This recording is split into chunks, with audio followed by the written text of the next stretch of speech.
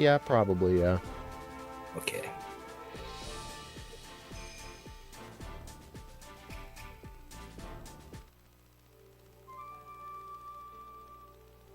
And I'll still hear you through the Discord call. Okay.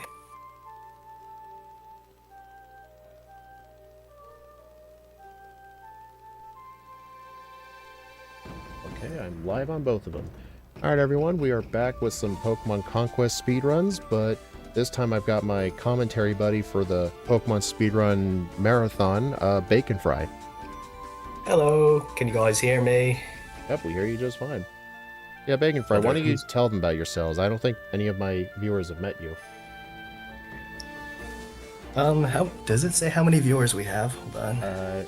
Right now I've just got I just got one viewer right now across both YouTube and Twitch, but it usually picks up after a little bit. Hey, hello. Yeah, so I'm Bacon Fry. How do I put it? If you've read the game facts for Pokemon Conquest, the most recent guide is made by me. What else do I have? I have a ROM hack. I know it's not exactly one of the big three, being Ultimate, Reconquer, Twin Dragons, but it's the definitive Vanilla Plus experience. It's called Hard Plus, so maybe you've heard of that. Probably not. No worries if you haven't. Yeah, I remember when those Conquest ROM hacks were just starting to pop up back in 2022 or so. Yeah. Well, as for my qualifications, just stay tuned and you'll see. Yeah. Yep.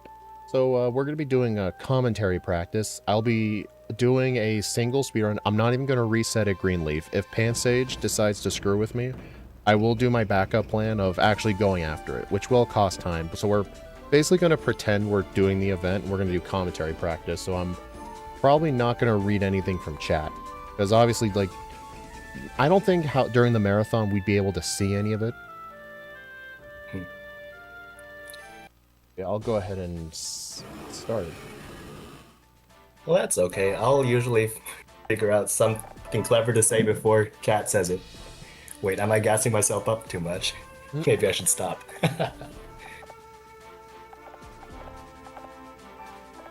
Nice, there's enough room for PSR 2026 as the name. There's no room for Nagamasa, though. Whoops. Yep. Alright, let's get started. 3, 2, 1, go. Alright, so right now we're just going to have to go through the tutorial part of the game. You basically take control of a warlord, and you control the kingdom called Aurora. This kingdom is represented by normal types. There's a kingdom for each type in this game. And right now during this tutorial, we're being invaded by people from the fire type kingdom Ignis, and our goal right now is just to defend them. So if anyone's played the GBA era Fire Emblem games, this kind of battle style would look pretty familiar. These battles basically take place on a grid, and your Pokemon are kind of like the chess pieces, and you just have to go up to your opponent and just attack them, and once all the opponents are knocked out, you win.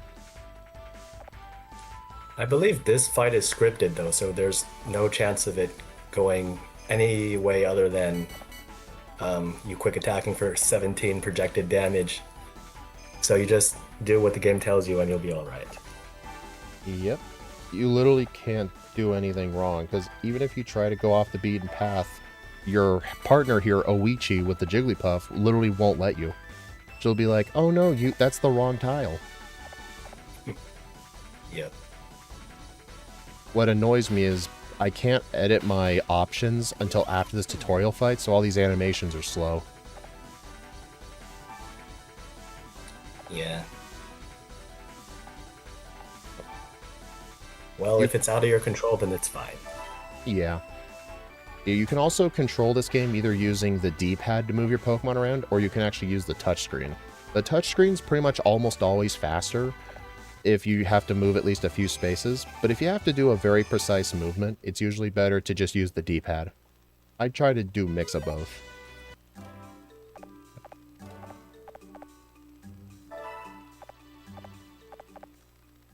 And also during specific cutscenes, you just mash the start button to skip. And to mash the text, you just hold B and mash A, or you tap the screen. But sometimes it's real inconsistent with how fast the text goes. Yeah. You might not, you won't be able to see it at all, but there was just like a movie-style cutscene that was skipped just now. Yeah, skipping the cutscenes is sometimes inconsistent. Like, I could be mashing start, sometimes no picture pops up, and sometimes it tries to play for a half a second. Okay, so this is the first battle in the wild at the farm. This battle is sort of scripted because both you, Jigglypuff, and the Starly and Bidoof always spawn in the same spot. However, though, the HP and the stats can be different. So right now, the Starly has 21 HP and the Bidoof has 25.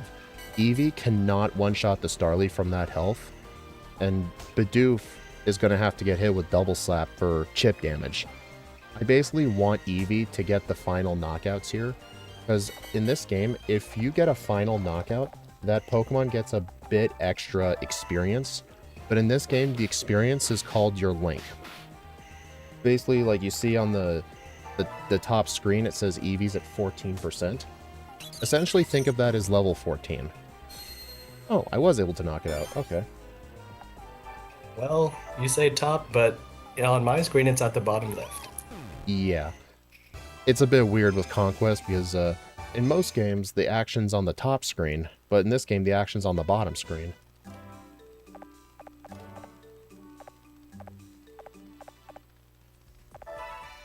It kind of makes sense because the bottom screen wants to be touch controlled.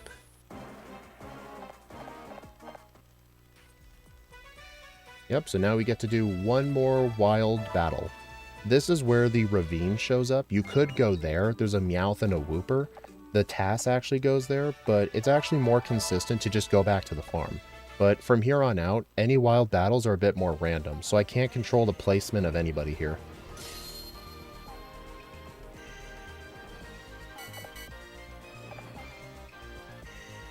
What I like to do is, I try to avoid letting Bidoof get any hits in on anybody, because getting flinched right away is going to make this fight pretty rough. Like, if I moved Jigglypuff one step further, there would have been the risk of a flinch. Yeah, anyone who played this game for any amount of extended time, they'll be biting their nails every time like a Bidoof or a Duskull ever gets an action. Oh my gosh. Flinches in this game are just so busted. Also, this was a pretty lucky farm too, because normally that Wooper does not go down in one hit. It was still a roll, to be honest. Even if it's projected 22 against 20, it might be a roll.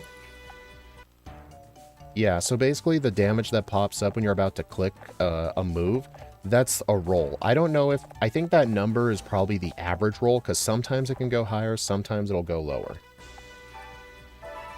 Yeah. Alright, so now we're about to conquer our first kingdom, the Fire-type Kingdom Ignis. This battle can go hard sometimes, because the Tepig and Chimchar could burn you. There are hot springs on the battlefield. You can walk onto it and it heals your burn, but it costs time to do it. I don't mind if Jigglypuff gets burned because it's not really doing much damage anyway, but Eevee getting burned is a way bigger deal.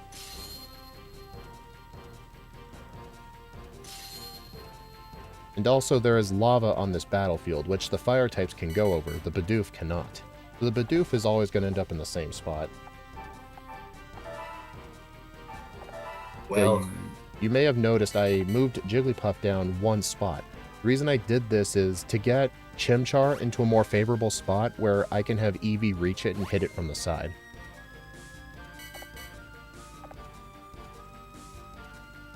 one thing to note is that the Chimchar has Quick Strike, so if you try to camp like one tile away from where he can attack, he'll just Quick Strike, and that adds a 50% flinch chance, so you actively want to avoid doing that. Yeah, that's why you don't want to move Jigglypuff all the way down, because I've noticed that can increase the chance of him doing that. Yeah, they won't use Quick Strike if they can already reach you.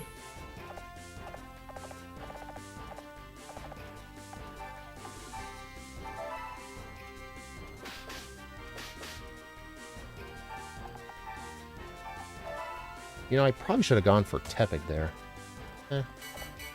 I usually don't expect Tepig to be that far down. Bidoof can't go into the magma. He's useless. How could you say that? I love that line. I love it so much. Okay, so what just happened there? Every warrior has something called a warrior skill. Essentially like an ability, but for the humans. And it can do something like give your Pokemon an attack boost for that one turn. Ooh, nice. A random falling rock landed on Chimchar.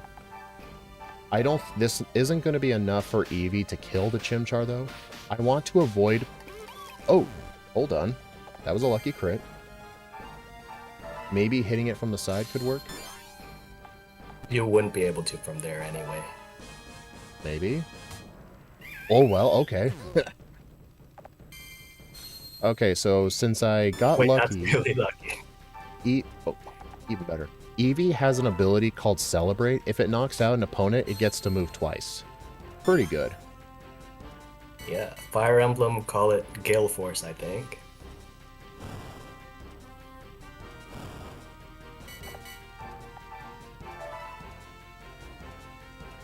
Man, why couldn't I have gotten this good of luck during my actual runs? That's how luck works. Also, the boulders, it looks like they would do rock type damage, but it's actually fire type, which is why it was resisted. Yeah, it probably would have made the battle too easy if they did do rock type damage. But yeah, some battles you do in Kingdoms will have stage hazards. Like the falling boulders in Ignis and all the magma are the stage hazards. Yeah, I'd say it's unusual for anyone to get hit by the rocks. Yeah. The fact that it happened was a little unusual. Okay, in the cave right here, this is where you get introduced to recruiting a warrior. One of two warriors can spawn. A guy named Ryuku with a Darumaka, or that other guy with the Charmander. I want to see the guy with the Darumaka. I believe it's like a 50-50 chance which one shows up, so I gotta skip months until the right guy shows up. My record for skipping months without him showing up is 7 months.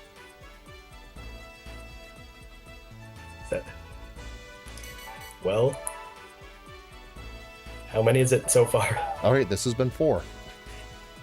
This is the monkey's paw. You get a great Ignis, and then this happens. Okay. So yeah, about the falling rocks, I've once had a speedrun like 5 years ago, where the first 3 boulders that fell down hit the opponent's Pokemon from top to bottom. Oh man, I wish there was a recording. There is. Oh, there is? Yeah, I'll probably, I'll DM it to you after this run. It's on my YouTube channel. That's our first allied use of a warrior skill. Oh, yeah. The main character has a warrior skill called Top Speed, where for that one turn, your range, the distance you can move, is increased by 2. And also, this Darumaka placement's a bit inconvenient. I usually like to do chip damage with Jigglypuff, but it was a bit too far away. Yeah, to recruit a warrior, you have to knock it out within 4 turns, or hit it with a super effective move.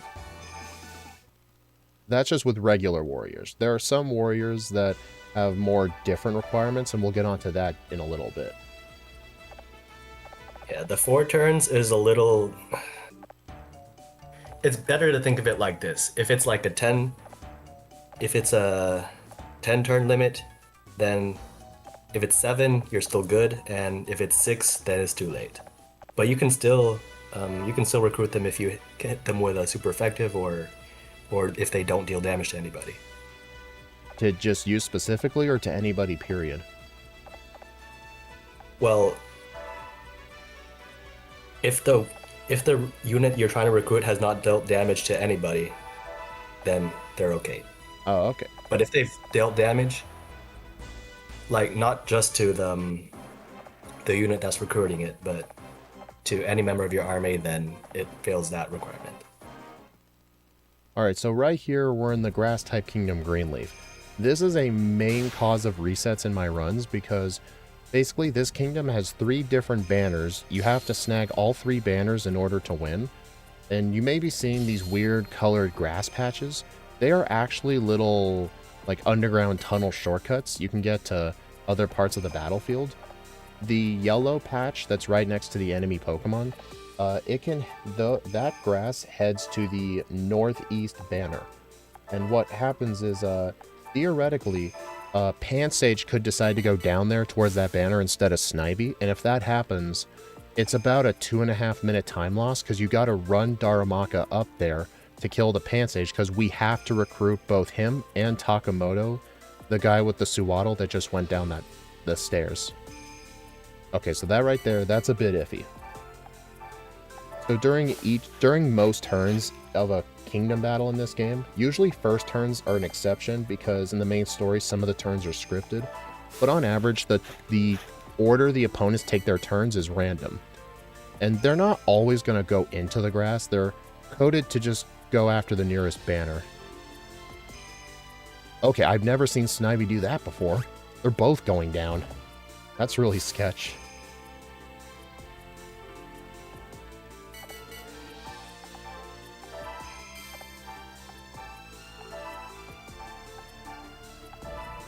I'm hoping Snivy decides to go back up there. This is new. Wonder if Pansage is going to come down. Okay, this is unique. Normally I would reset, but obviously we can reset during an event, so here's what I'm going to have to do.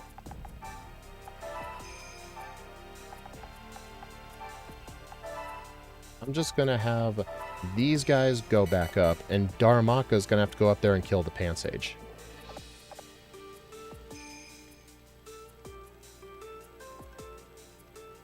An important thing is that the banners go both ways, just like how you win if you get all three. If the enemy gets all three, then you lose. Yeah.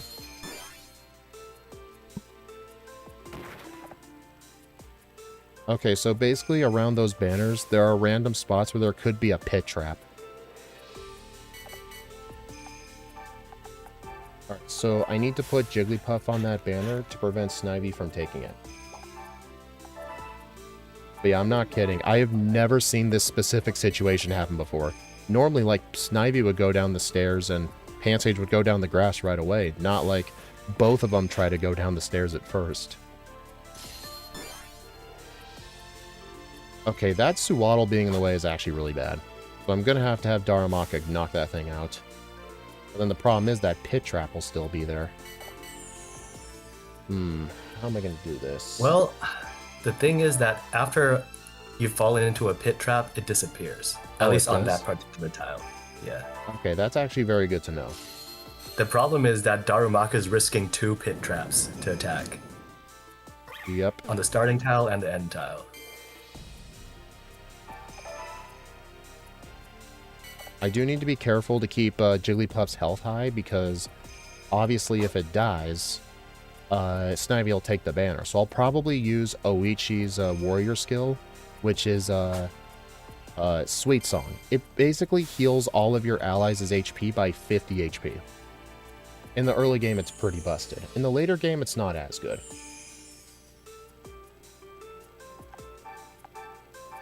Also, Darumaka's ability here is Run Up. Basically, if it moves at least one tile before attempting an attack... Uh-oh. The reason I said uh-oh is because if What's the turn count? Is it 9? If an enemy dies due to a status condition, you can't recruit it. But I believe the burn will only do 3 damage. I think I should be fine. 3? It's 12.5%. Oh. Alright, if we were good on the turn count, actually, I don't remember what... I can check right now, actually. Okay, so this is unlucky. This is why I put my estimate at 2 hours. So what I'm going to have to do is I got to run away and start this fight over.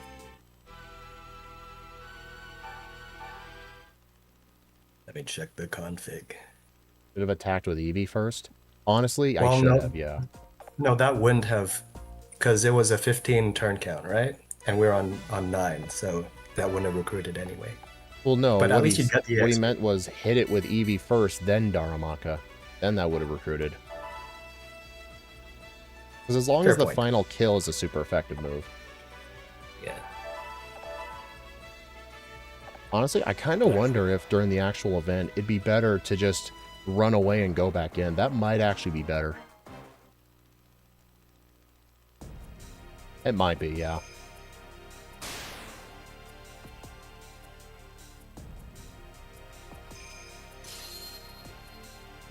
Until you get Snivy at the top. Yeah.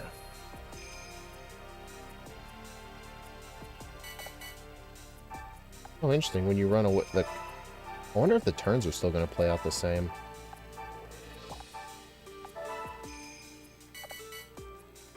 Oh, interesting. The grass thing isn't, the bridge isn't going to appear right away. Because we ran away and came back. That's a small consolation. That might mess up the fight here, but we'll make it work.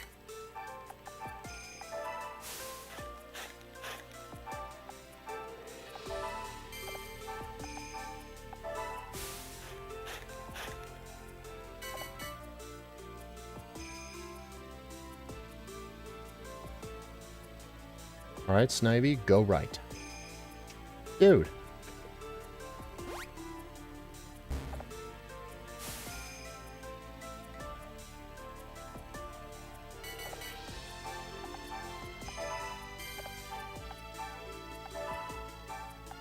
Alright, thankfully, Pansage will be able to reach Jigglypuff.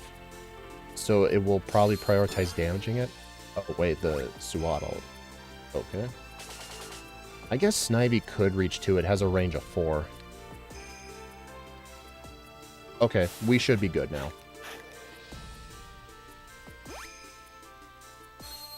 Although, this is going to be kind of a rough spot because I can't have Jigglypuff go to the side and do chip damage.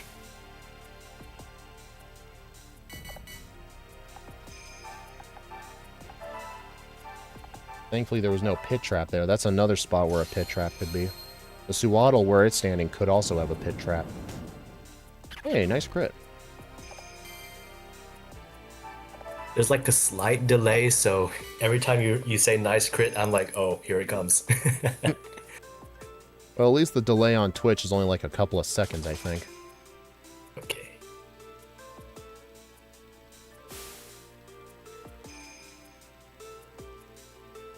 One not literal pitfall that casual players might fall into is that in the maps prior to this, there were like treasure boxes, right? And you might pick them up and like equip a potion, which is what it'll be like 90% of the time. But then you're just setting it up to be eaten by these bugs with bug bite. Yep. At least in this run, it's not a big deal if that happens. Yeah, the same trap was there. Bit overkill.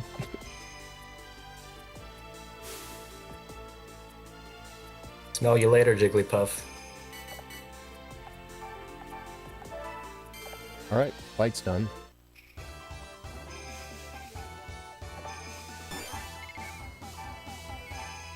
But yeah, thankfully, I think I gave myself a pretty generous estimated time of 2 hours because in that run I did previously where I played everything correct and my luck was horrendously bad, that was still 155.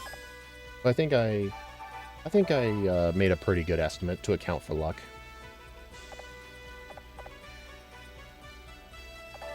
Okay, now we can actually continue with the commentary.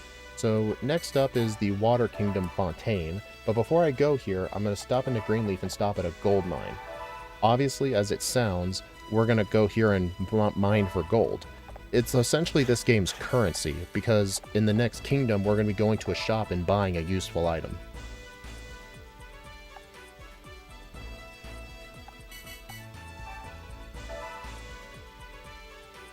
If you back out of the explanation and go in again, you get a chance that it'll offer a tool for a optional bonus, but that also has a chance to get 0, so we don't take it, I don't think. Yeah. Yeah, during Just the very take care. first time, the guy can never show up.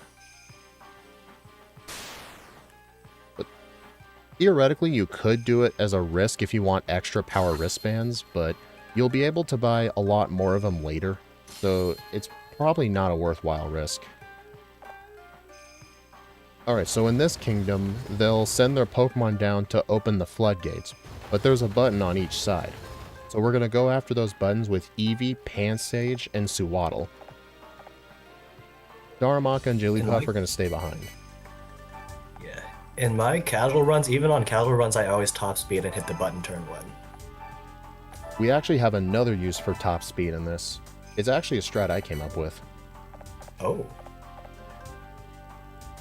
Alright, so right away with Suwaddle, we're going to hit this button. It's going to be annoying, though, because from that angle, one of his Pokemon could hit the button again. But yeah, right here, we're going to top speed, but move one extra spot. This could convince the Piplup to stay in the water and line itself up with Oshawott so I could get a double hit with Pansage. Yep, that's what the Panpour likes to do. You'll note we say could because nothing's guaranteed with the turn order. Thankfully, based on my experience, if I top speed to that exact spot, the Piplup almost always stays in the water. It probably sees the damage bonus it gets from being in the water. That's probably why, yeah. You want to explain what that means? Oh yeah, so like, if a Pokemon's standing on a tile that happens to match its own type, which only applies for certain types, like grass, water, rock, ice are the main relevant ones, then it gets a slight damage bonus. But it's like minor enough that, you know, some people might not even know about it to this day. Yeah, I certainly didn't until recently. It's just unfortunate that this game really isn't well documented, so a lot of the random niche trivia stuff isn't really explained at all. Alright, so right now I'm going to get in a hit on Wooper. This will be a clear one-shot. And then with Eevee, I'm going to celebrate off of the Oshawott and then go towards the Panpour, and then Suwaddle can hit it from behind. Thankfully, it'll be trapped in when I do this.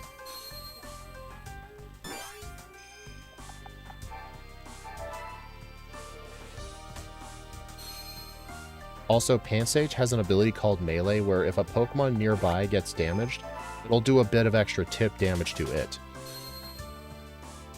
It's a bit of a time waste at times, but I think with Panpour it's going to be useful. Yeah, this never one-shots, it always brings it to 1. Yep. I mean, sorry, it never finishes them off.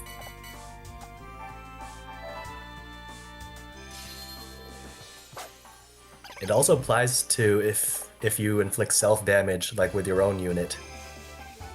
Like, you'll melee even based off of the other guy's friendly fire. Thankfully, my live split probably won't be on the stream, so nobody can see the splits. At least I hope. Alright, so right here, we're not going to need anybody. So we're going to skip this. More dialogue. Cutscene.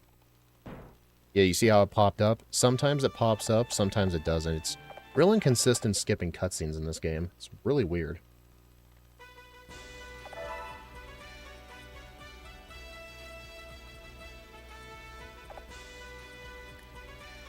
This marks the end of what I consider to be the scripted part of the game. Like, this is where your choices actually start to matter in a casual playthrough. Yep, so right away with that gold, we're going to go into the shop. And we're going to buy power wristbands. What this does is when you hold this item, your attacks will do more damage until it breaks. Do you want to explain more on the details? Yeah, it's basically a one-stage attack boost, so it's kind of like the main series equivalent of a choice band. And the drawback, well, it's probably like a 10 to 15% chance of breaking, which is low enough that, well, it's still worth it, but it is kind of annoying when it does happen. But a choice band is, of course, a really strong boost, so we have no choice but to risk it anyway. Yeah, Violite is probably one of the most important battles where your power wristband breaking truly matters, because we're not able to put in our password yet to get Star Raptor for our team. So if it breaks too early, then the Shinx and the Mareep are going to be a bit harder to kill. But thankfully, I took a look at their energy just before going in here. Every Pokemon has an energy scale anywhere from like blue arrow all the way down to like red arrow all the way up. The energy levels dictate how much HP and stats they have, so the lower their energy, essentially the weaker they are. Almost all these Pokemon had blue arrows, except for the Shinx, so we're actually going to be dealing pretty decent damage onto the Mareep and everything else today. Yeah, it's like a 0.9 stat multiplier. Yeah, you can see the arrows on the smaller screen. It's the arrow next to their HP bar. Like, the Pampor had a yellow arrow. That's middle of the road. Starly is blue all the way down. Oh, you can see that the Pampor seems to have a little HP missing. That's because the Mood Maker boosted its energy, but it didn't. It increased the max HP, but not the current HP, so that's why it seems to be missing a little bit, even though we haven't attacked it. Yep. So right here, we gotta have Darumaka hit the Starly, but we don't want it to die. The reason we don't want it to die is because Munashige is I would call him an important warlord. He's like a golden warlord. Golden warlords can only be recruited by other golden warlords, so I gotta have Eevee or Jigglypuff deliver the final hit. I did burn it, and like I mentioned, if a Pokemon dies to a status, you can't recruit it, but I highly doubt the burn's gonna do 14 damage, so we should be fine. Let me see if he has a potion, actually. He does. I don't think... Yeah. But its energy is low enough. This usually does like 37 damage or so from the back. The Starly pretty much almost always goes to that exact spot. Everyone else seems to just move wherever they want.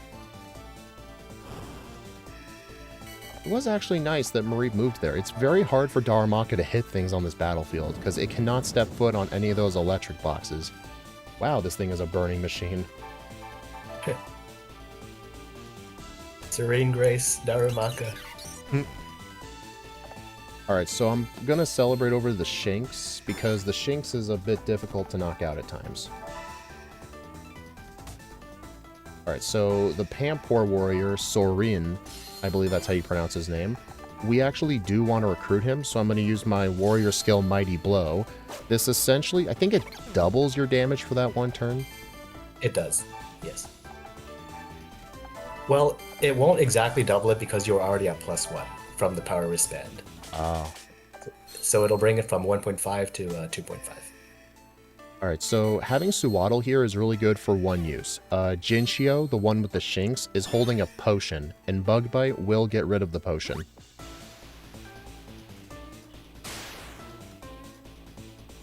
Alright, so since Mareep is in that tile, Darumaka can't hit it anymore. So what I will do with it is I will move one space down, so that way no matter what side it faces me on, I will be able to hit it on the next turn. Yeah. Alright, so here's the stage hazard for this. 3 random jolts of electricity. It's very rare they hit anybody. Okay. Oh yeah, Jigglypuff's ability is Lullaby. It puts random Pokemon to sleep sometimes.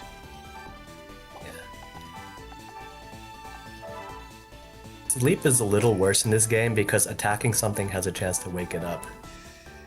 But it's still pretty lucky.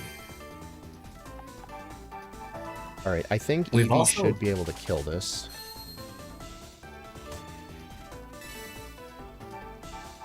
Yep, melee damage can also do that.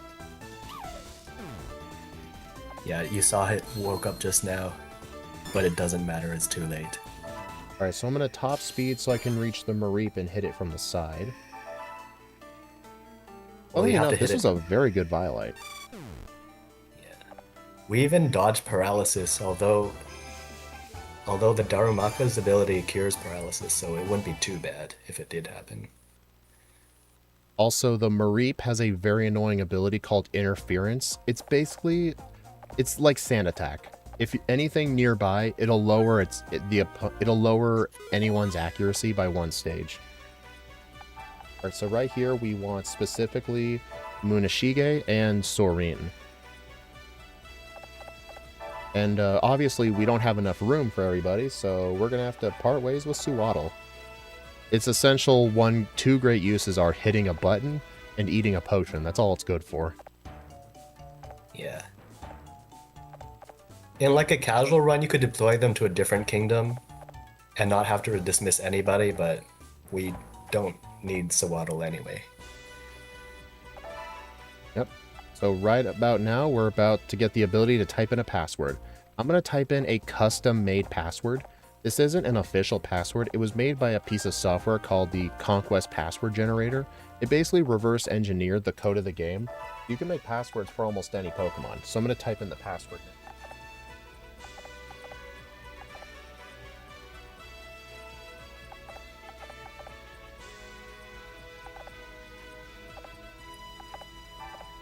There we go. So now what I'm going to do is I'm going to skip the month, and whatever kingdom the Staraptor decides to spawn in is completely random. Hopefully it's Violite.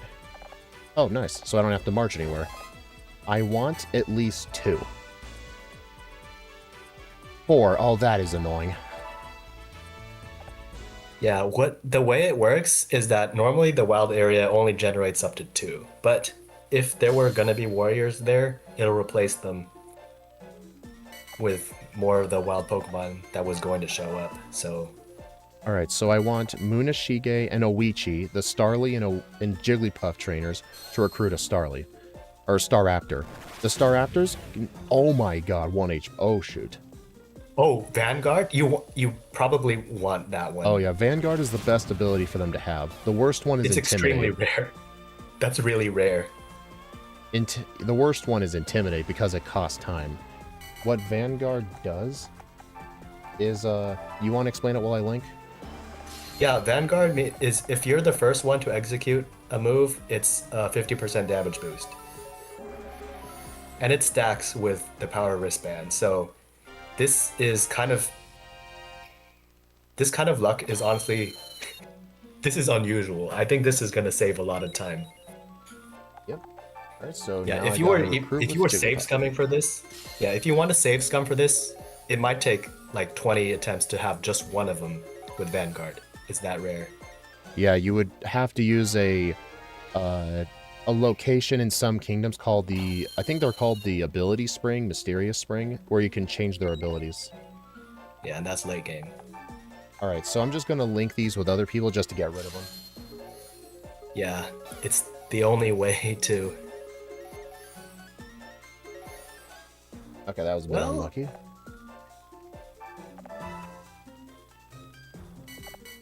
Fun fact, the link can actually be shared between different people. Really weird. Like, for example, Eevee did a majority of the link, so I could have someone else do the rest of it, which doesn't really make sense. Because it's not like friendship is transferable, but whatever, it works. It kind of looks weird to see a Staraptor not one-shot a Pansage, but... But the thing is that warrior stats do affect the damage you deal, and every wild Pokemon is essentially running off of 0 in all stats. So... that's probably how we're managing to survive.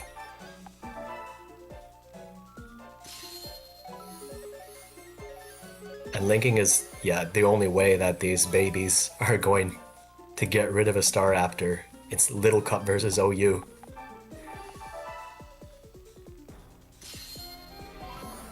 Well, more like Little Cup versus UUBL.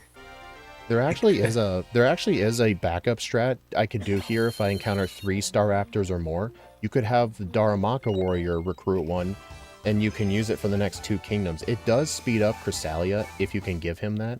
I could use it on Pants. I could replace Pansage with it as well if I wanted to, because Pansage and Darumaka kind of have little use in Cresselia compared to having Staraptor.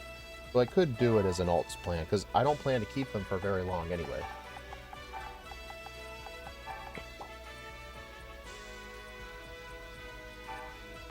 Alright, so now I'm going to go equip some wristbands. Well, you know, now that I think about it, because there was one guy who has 0% link with Staraptor, right? So he couldn't help. He couldn't help at all. So he's just like a body bag. So there's an argument to not sending him because he brings down the average. And the wild Pokemon scale based on the average strength of everyone you send, or rather the average link. So, you know, there's an argument to not even sending that guy. Yeah. Alright, so I did replace Pansage with Staraptor just as a little backup plan. Normally Pansage's use here is dealing a Mighty Blow Vine Whip onto the Spheal, but having a third Staraptor can help speed the fight up, and I'm not going to be using it for much longer anyway. You could do a similar thing with Darumaka.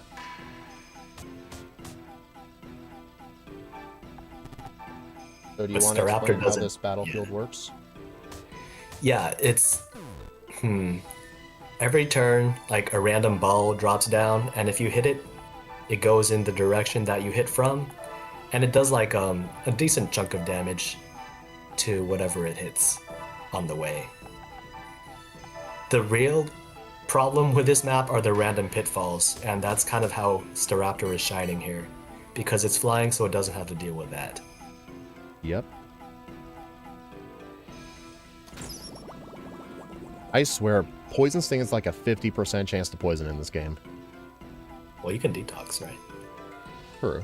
Maybe. Okay, so that Suwaddle moving right there is perfect. I can get a 2-for-1 kill right here.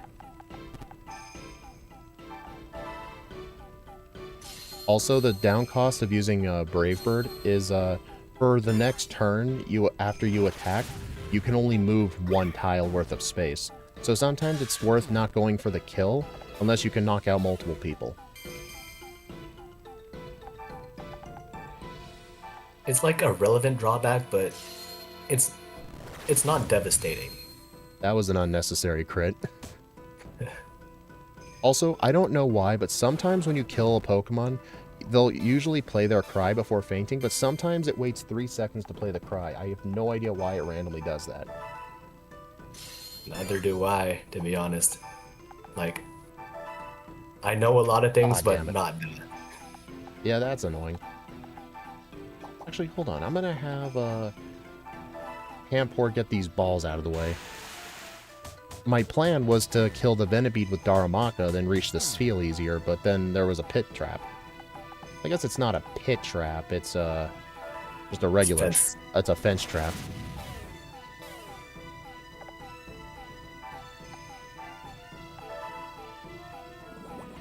Interestingly enough, during my practice, I almost never fall into those traps.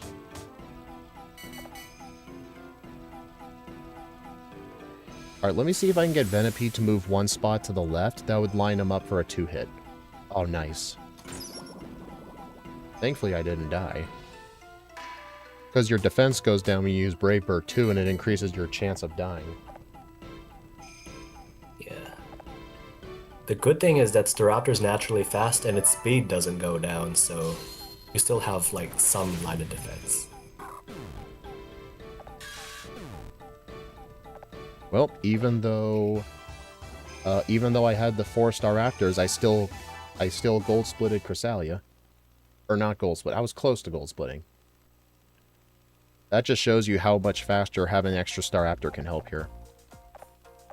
But still, preferably, you only want 2, because having the 3rd Star Raptor is not really necessary.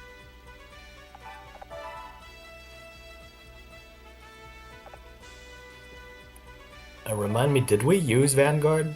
Did we use Vanguard? I did utilize it, yes. It wasn't really helpful, though, because it already was going to do like 100 damage. Yeah, in the Bug Kingdom, you probably don't need that, but... Alright, okay.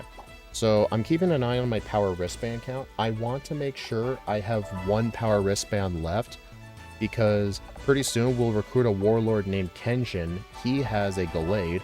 You want him to have a power wristband for the Rock Kingdom. Because in the Rock Kingdom, the Gallade has to go after a Larvitar. Without the power wristband, it's a 3-hit, while with it, it's a 2-hit.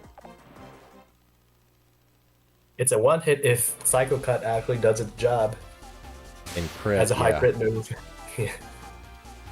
Oh, speaking of crits, Munashige's warrior skill is honestly one of the best ones. For 3 turns, it increases your critical hit chance to, I believe, about 50%. And combine that with Brave Bird, you can get some serious damage in. Yeah, 3 turns. 3 turns of this nonsense. I think most ROM hackers have to end up nerfing this. So do you want to explain how Pugilist works? Yeah, this is a capture the banners map, but you have to keep the banners for 3 turns. You can't just like cheese them and have enemy units still remaining on the map while you have all the banners. You have to maintain that state for 3 turns. It's actually 4 turns. 4 turns, sorry. Actually, or is it 5? I don't remember. I can check this. Yeah. You can just But press... this is actually... It's 5 turns. But this is... Yeah. This is actually a pretty easy map, even casually, because you can just plug the choke point with anyone really. The AI prioritizes the banners over like attacking your Pokemon, as they probably should. So if they could go for a banner, they'll do that instead of attacking you. So the banners kind of work against the AI. But you also see those bells on the sides, right? That's another tool that you have that the enemy usually doesn't take advantage of. You ring that baby at the start of your turn, and it's a team-wide attack bonus just for that turn. So that's what Panpour's going to be doing. Yep, so right here, I'm going to use Marksman. I don't think it'll be completely necessary. Yeah, that was 100% not necessary. It also does increase your accuracy, though, but with how fast our Raptor is, it's really not relevant. But in later kingdoms, getting a crit is going to be relevant. Also, those Pansage and Timbers lined up just right. Yeah. Staraptor's crazy. You can crit like steel types and one-shot them with Vanguard. Vanguard affects crits? I mean, it's... Yeah. Because it's just a separate multiplier. Oh. Yeah, getting a 28 turn left Pugilist is basically not possible unless you have 3-star Raptors. So you could argue you actually want 3 of them in a run because it does help speed up Pugilist. But 2 is essentially the bare minimum.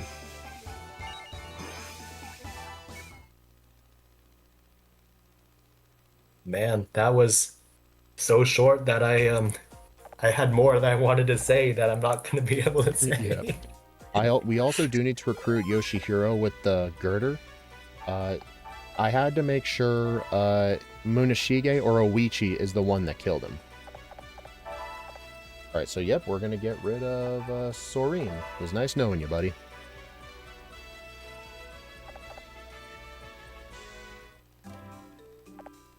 Yeah, the benefit of dismissing them instead of, stationing them in another kingdom is that we don't have to deal with telling them what to do. And not only like that... delegating? Sorry. Yeah, delegating would just be a time waste anyway, and they're not going to benefit us anyway. And not only that, when all of your warriors have completed their turns, it'll immediately prompt you, hey, do you want to skip months? But if there's a warrior left that could still do something, that text box won't come up, so you have to manually press the X button. But in a casual run, yeah, you totally just station them in like greenleaf and then delegate them to develop, and they'll generate some gold for you, which is nice. Yeah, in my 100% speedrun, I just had them finding recruits.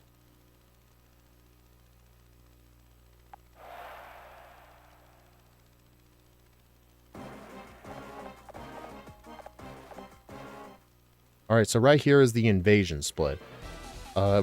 Basically how the turn order works in this game is the invaders get the first turn, and since Shingen's army is the invaders, they get to go first. Yeah. And they're invading us in our kingdom, so back we are. Although something interesting relevant for casual playthroughs, not relevant in the speedrun because you really don't want to be taking unnecessary actions, but in a casual speedrun, casual playthrough, casual playthrough, you just send Eevee and Jigglypuff alone. because the invasion automatically fails anyway. So that way, the 4 units you didn't send still get their turn for that month. I believe, though, if they do end up losing the invasion, they keep the kingdom, so you have to go back in and challenge them to get it back. Right. Alright, so right here, what's annoying about this is the point where the Brave Birds aren't always going to kill things like Tepig and the Drillbur. So this is where getting a crit with Marksman would be super useful. For example, the Tepig. Oh, I guess I didn't reach Daramaka close enough, so I'm going to have to use this guy.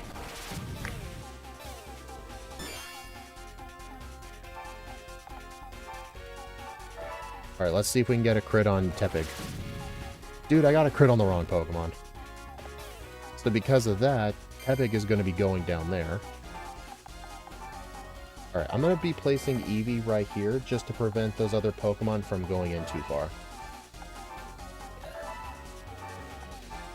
The nice thing is, though, is that they can't climb back up. So if you're a flying type, or if you have flying types, you can just go back down and finish the job. You may be wondering why I didn't have Eevee hit the Scraggy. It's because Brave Bird's going to one-shot it anyway. That would just be wasting time. And of course, if you hit the Drillbur, it would be knocked off, so... Yep, let's hope we can crit the Drillbur at least. Nope. He is really not delivering on these crits. But, thankfully, Oichi Staraptor hasn't moved yet, so I can do this. Technically, the battle is already won. Yeah. The battle's already won at this point. Because you see a Rhyhorn versus Staraptor, and you're thinking, it's a rock type against a flying type. But its only move is dual bulldoze. So... Yep. It's gonna stand there, and it's gonna do nothing.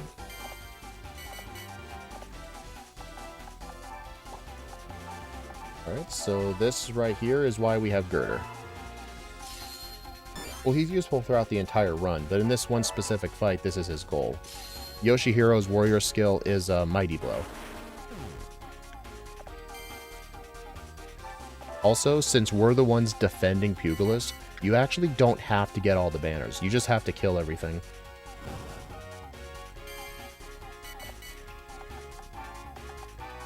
Alright, and we win.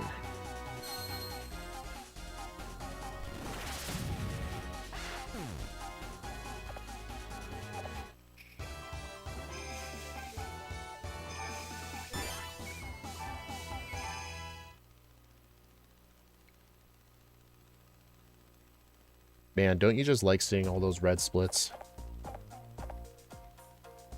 Well... It's what happens when you accept a greenleaf like that. Well, it is what it is. Yep. We know this... I guess we know for next time when to retreat. Yep.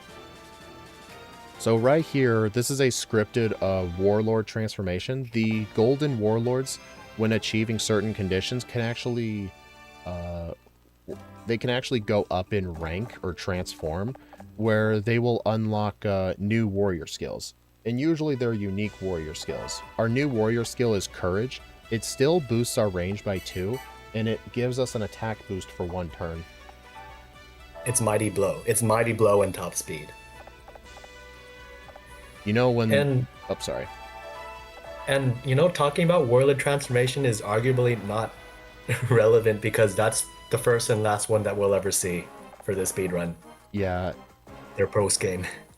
A lot of the other golden warlords, most of them have their transformations. Generally, they have to occur within their own story, but some of them have really weird conditions. But in the main story, the only one you can ever transform is your main character to rank 2. Your main character does have a 3rd rank, but to get that 3rd rank, you have to get your evolution to an 80% link in the 2 Heroes of Ransei special episode in the post-game, which in order to unlock that episode, you have to have beaten every other story first. So it's quite a huge feat to accomplish. But the rank 3 warrior skill, it's really broken. It's current, it's top speed, mighty blow, and you get to move twice. It's very broken. Well, it's not top speed. It's just mighty blow. Oh, it's just mighty blow and attack twice? Is it? It might not. It might actually just be an attack boost, but I think it might be +2. But yeah, it's an attack boost and you move twice. Alright, so right here, Shingen with his Rhyperior is a guaranteed recruit, even if we don't do anything.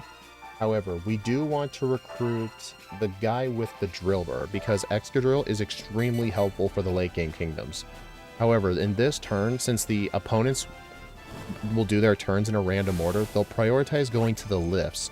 But if Drillbur doesn't move right away towards one of them, it's going to prioritize going to the bottom left corner of the map. And if that's the case, then I have to go chase after it. And since I don't have Pansage here, I can't just count on hitting it with a super effective move. I gotta kill it within 4 turns.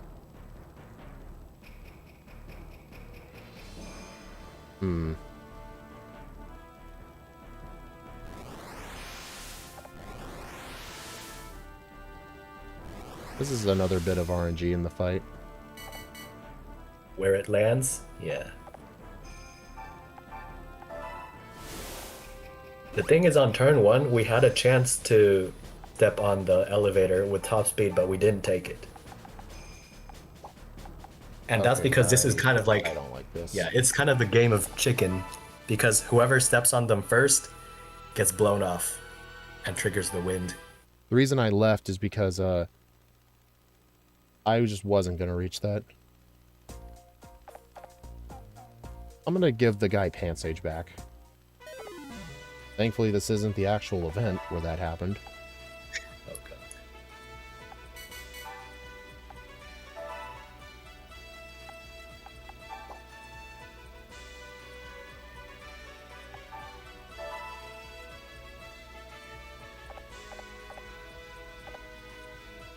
Thankfully, if you lose a battle, the opponents don't gain in strength. When you play any of the post-game stories, they will.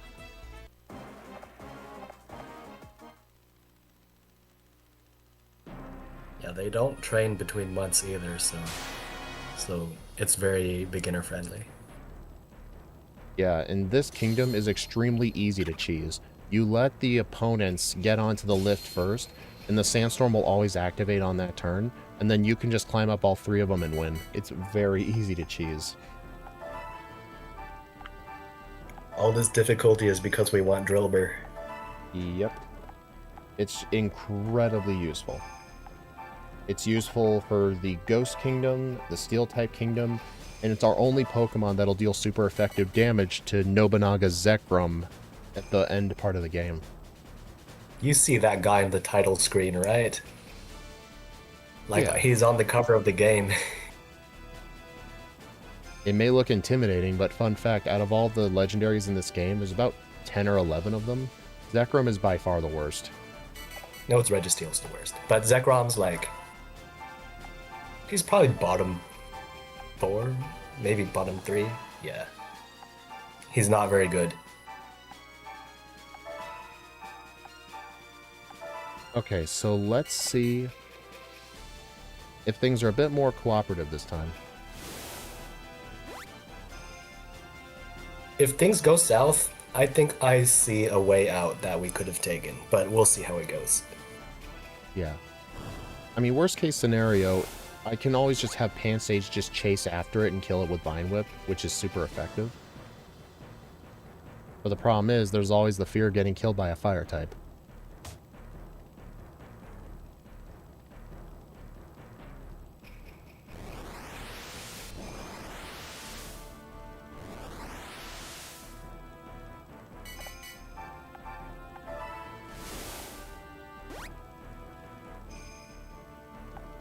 Yeah. Oh. Nope. Alright, so here's... I'm just gonna have 2 of these Pokemon just go up to the banners. And we'll try to get Drillbur recruited.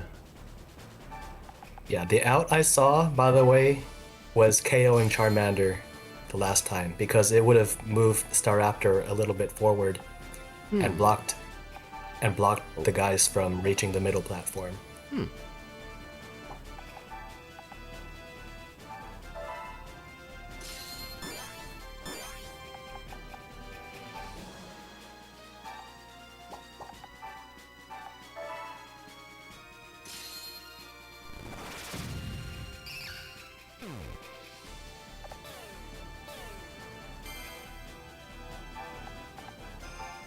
Well, it didn't have to KO.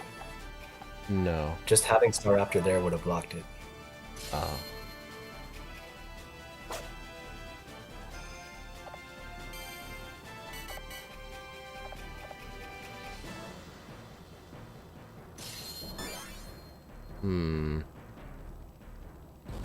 Man, this feels really bad.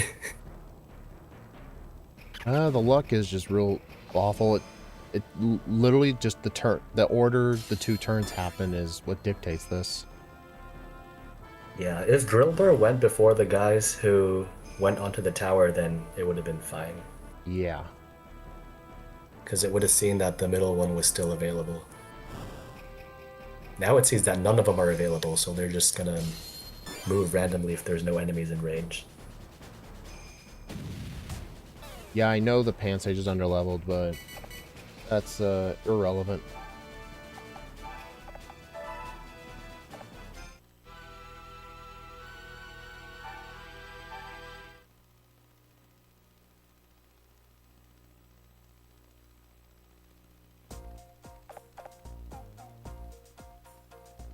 This is really bad luck. We're paying for the Vanguard Staraptor. Yay, my energy's maxed.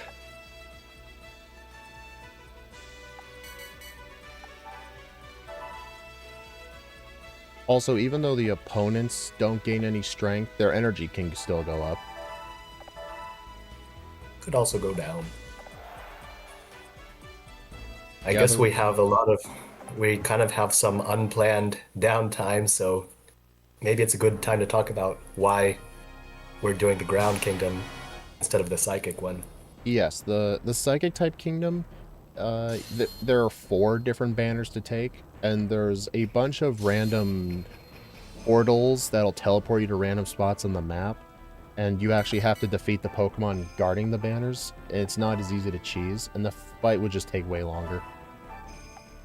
Yeah. You'd basically be fighting a Gallade that's healing 12.5% every turn.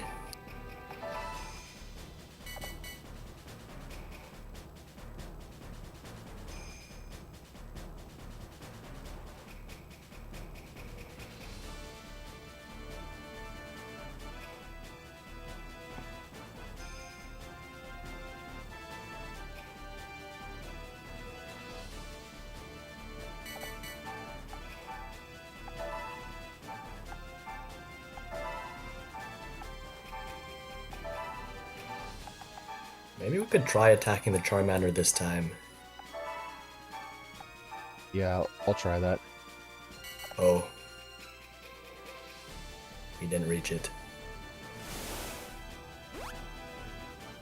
It would have happened.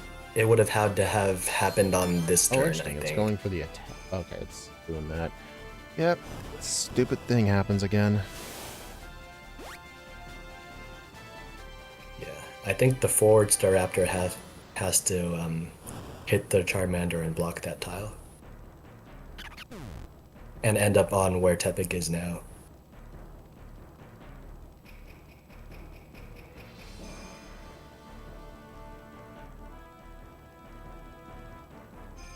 Dude, I am so sick of this. See, that's 40%, right? So, one thing that some people might be thinking is, why don't we just take the guaranteed victory now and get the Drillbur later, like from a wild area? And that's, well, it's only my guess, so you can correct me if I'm wrong. But we want the Drillbur for its starting 40% link. Yes. If we take it later, it'll be around the average of what we send minus 5%. And that's usually going to be smaller than what we have. It's smaller than 40, that is. Although with 3 fails... With 3 fails... Why not send a Star Raptor to the bottom? I'm gonna try that, actually. That's a good idea. Yeah. Just hit Charmander wherever it ends up with the Star Raptor that can reach it. Yeah.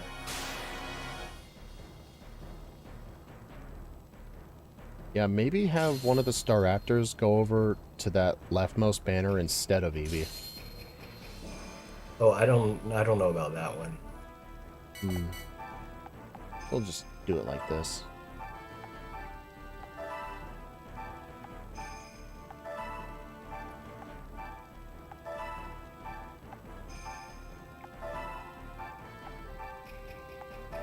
Yeah, I'm gonna probably have Starly move right there.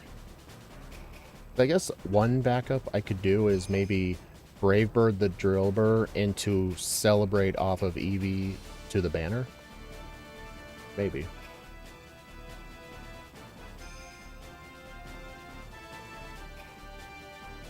Well, at least we'll be doing more than just one commentary practice stream. Yeah. Okay. So we can Brave Bird the no. Oh. Oh, I can't. I see what you meant. Yeah, stand on the lift and then Brave Bird the Charmander. Oh, okay. Yeah, that makes more sense.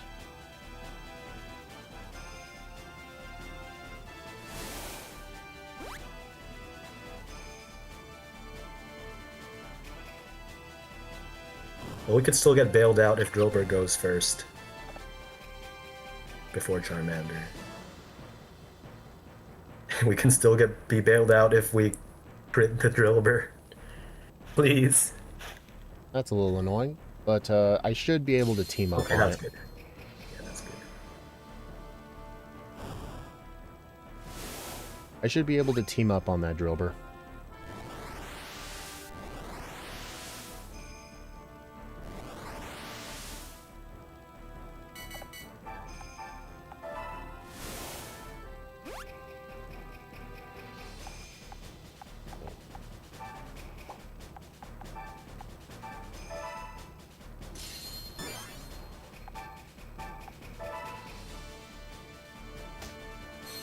Do some damage to you.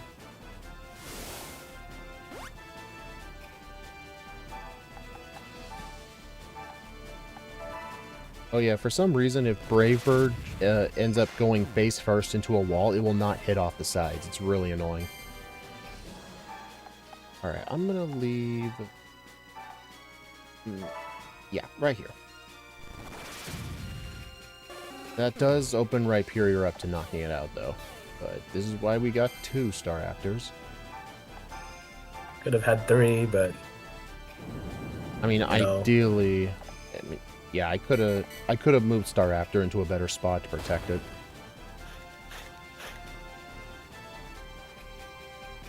How does that work? Someone explain that. Digging just through a building? Magic. Yep. Please. He's already dead. Wait. Funnily enough, with how fast Star Raptor is and how slow Rhyperior is, that should not have a good chance of hitting. No, but it did happen and it was funny. Go up there. Oh. Whoops. I didn't really have anyone to go up there.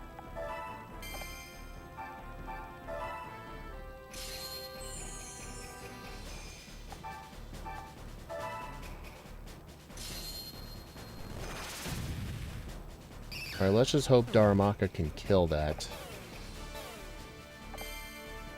I want to say no, probably. Probably not. Well, you can try from the front with run-up. I mean, it would still hit with run-up on the side, though. Yeah, but it's 3 tiles of run-up. It's not that much better. Dude, this is awful.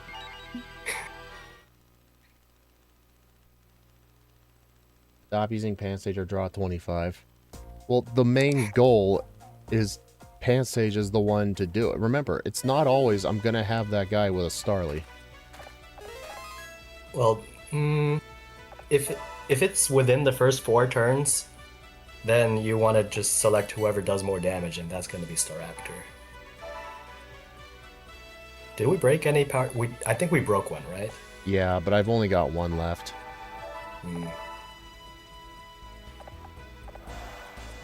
I will definitely need to practice with save states some backup plans for this.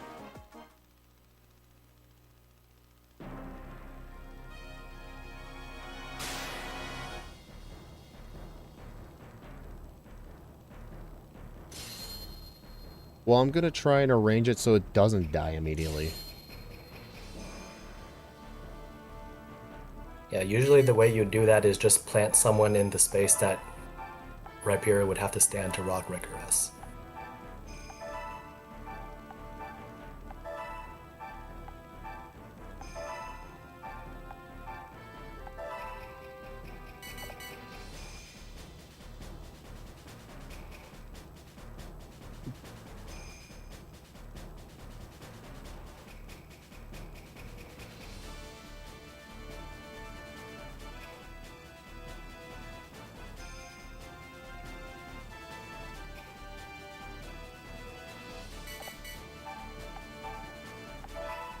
Alright, so here's what I'm going to do.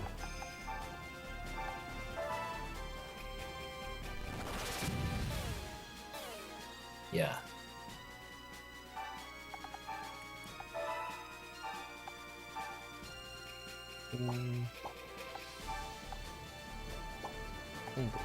Yeah, there.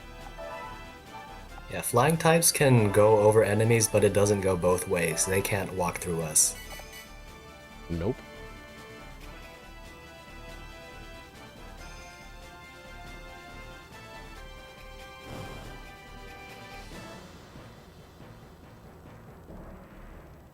Also, I just realized another thing. If our Pokemon is blocking that middle elevator platform, as long as there's still a Pokemon that hasn't gone up either of these two banners, they're not just going to go for the one Eevee's near right away. They're going to stay in this area. That's probably a better reason to put Staraptor there. I think we should do that going forward.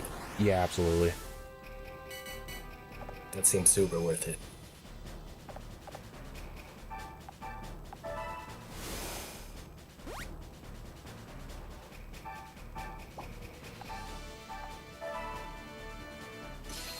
Another thing is that if we surround Drillbur from all sides, there's nothing it can do to us.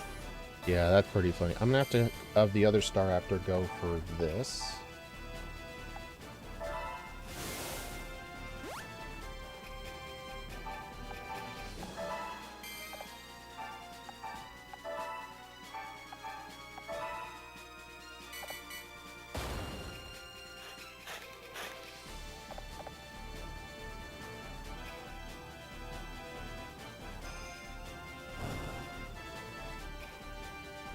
What's neat is that when Drillbur was digging, you saw that we actually could walk through. Yep, because he wasn't there. Think we'll survive that? Yep, we missed. I wish I can know what his actual accuracy is on that. I know it's speed dependent, but we have no way of seeing that. I want to say probably like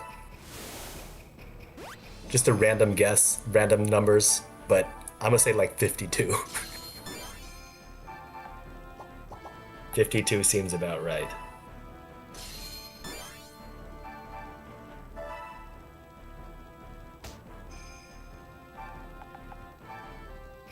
I think that's okay, yeah. The lift won't trigger because there's someone at the landing spot. Okay, got the high roll. There we go. That was still a bit odd, but definitely Staraptor moving forward is the better play. Yeah. Although this is taking an extra turn now, because I didn't have anyone go up the middle platform.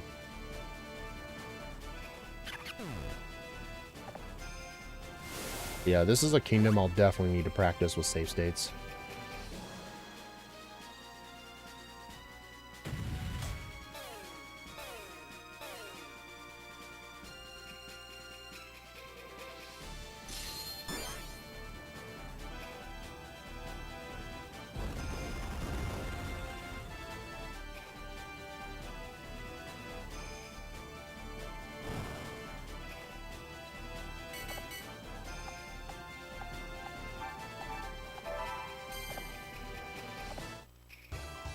Is it finally over? Yes, it's finally over.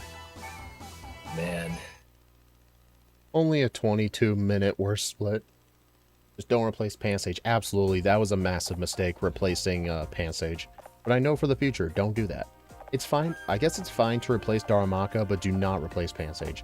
I thought Pansage's was all out of uses, but I forgot that was probably one of its most important uses. Alright, so right here, we're going to recruit Shingen and Drillber Guy. We're gonna place Shingen over here and put Masatoyo in this kingdom, and we're gonna get rid of Rikyu. We could have gotten rid of the Pansage Warrior too, but we're gonna swap him with Kenshin and his Gallade.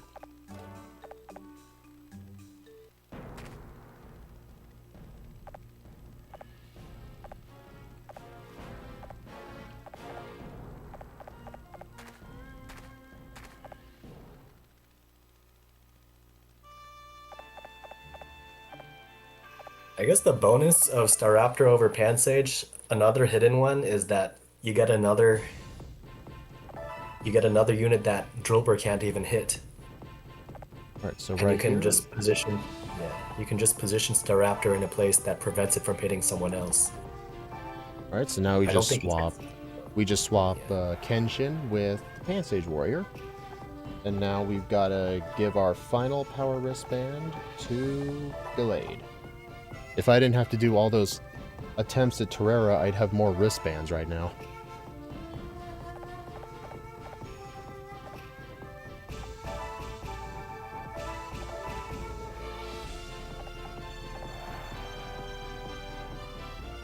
Alright, so we're coming into the final 8 kingdom battles. All these kingdoms are controlled by Nobunaga's army. He's the guy with the Zekrom. So we're not able to recruit anybody from any of these fights.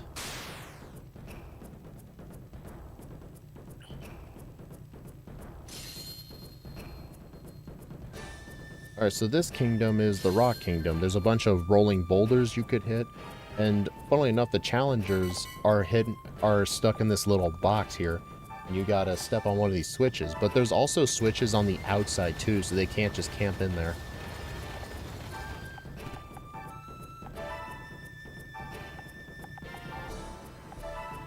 Well, if they camp in there until the timer hits 0, they lose. So, you know. Oh, didn't mean to go that way with Drillbur, but I guess it can still work. I meant to move Drillbur up. So yeah, the Panseer hitting that boulder and Machop hitting this boulder, those will always happen. Those are scripted. That's why you want to have Staraptor in that spot, right next to it, not in front of Gallade. You'd think they'd hit the third boulder too, but no, they don't. Thankfully. Alright, so right now... He's even standing in the right spot for it. So right now we're going to use our first Courage, and we're going to hit the Panseer.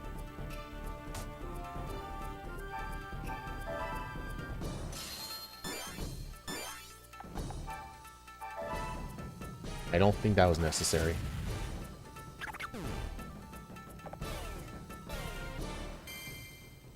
Wow. Alright, so right here, we're going to have Staraptor hit the Machop.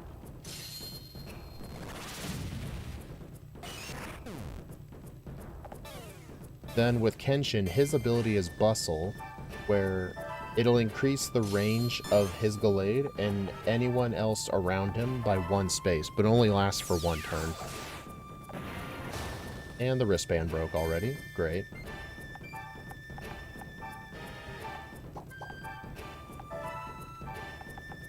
These are weird spots for Roggenrola. I couldn't reach it.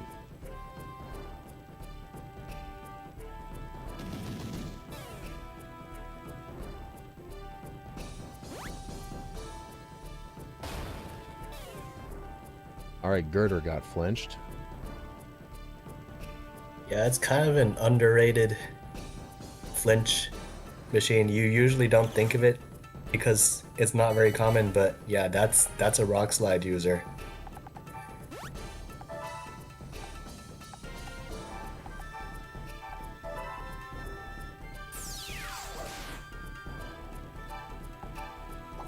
But I mean, forgive me if I'm wrong, but I think we're done with like retreating or resetting Yep, we pretty because much are. from now on, we play things out to the bitter end.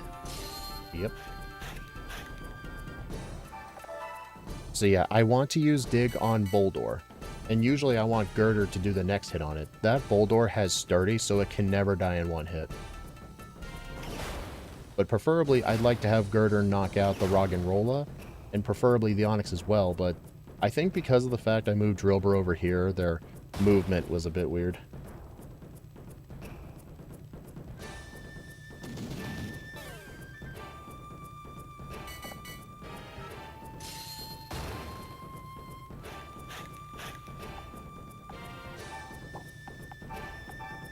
Nice. Yeah, this is what happens when the wristband breaks. Ooh, high roll. Nice.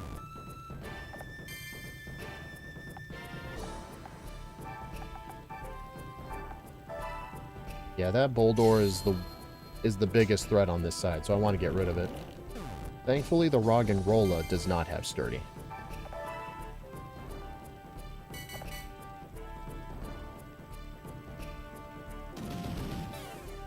Unfortunately, I don't think Drillbur can knock out either one of these. I think they can if you combo it with a wake up slap first.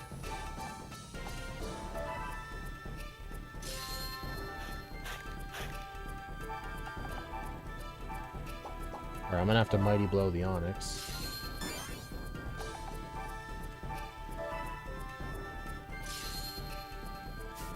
You dude! That was 93% accurate. Welcome to Pokemon Conquest. Yeah. Well, that's gonna take an extra 2 turns now. Yeah. If the goal is to feed a kill to Drillbur, what I would have done is hit the Onyx without Mighty Blow and then chain a dig on that.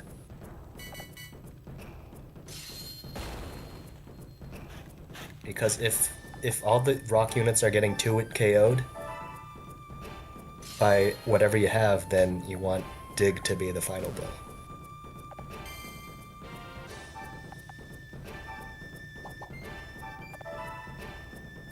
I mean, ideally, I would have moved Drillbur in the correct spot, and I would have been able to hit Roggenrola a lot earlier with Girder. Oh. Okay, that's actually annoying, because Thrust is going to prevent me from hitting it with Dig.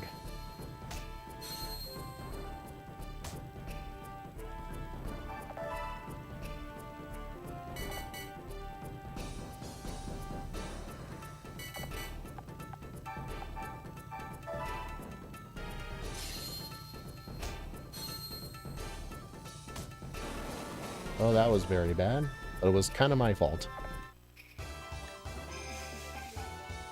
Girder's eating good today.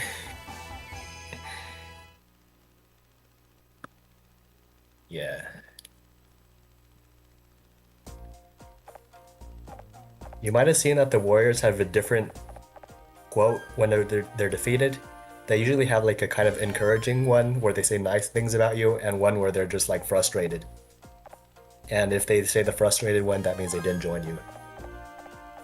Alright, so right here, a roaming warrior named KG will actually give me the Thunderstone, Firestone, and the Waterstone. I will be using the Thunderstone, but I will be selling the other stones because they sell for 3,000 gold each. Which with Shingen here, I'm going to buy 21 power wristbands and 11 Panagiris. What a Panagiri does is if you use it in a battle, it raises your energy. This is only relevant because we got to make sure Drillbur's energy is high, so that way we can make sure it evolves.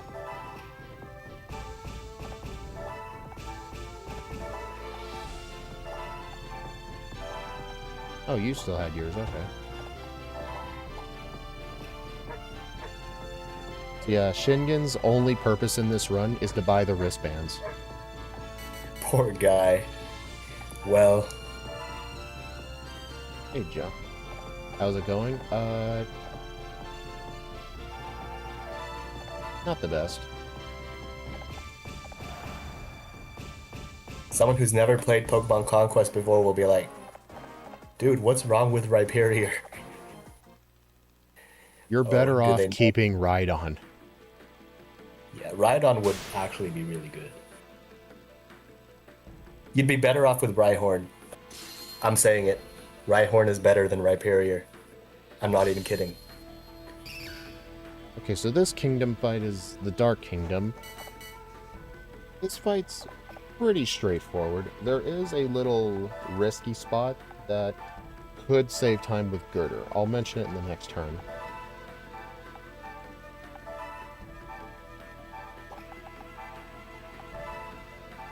Also, I don't need to use the Panagiri because Drillbur's energy is already maxed out, so that was pretty lucky. Well, it's maxed out because of all those times I had to quit the Terrera fight. Yeah. Okay, so right here with the Zoroark, a Mighty Blow Wake-Up Slap from the Girder will one-shot it, but it's usually a 23% chance to miss. So it's very risky. 73%. And it missed, of course. You know what? Just add insult to injury.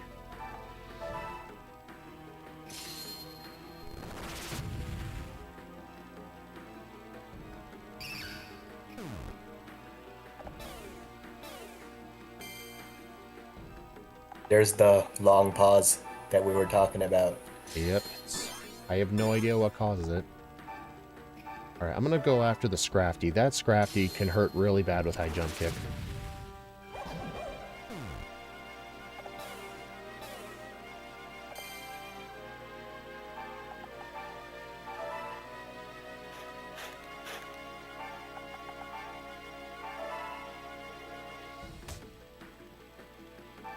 Also, Gallade's entire purpose here is just to try and hit the Zubat. It's not required, but it'd be a one-shot.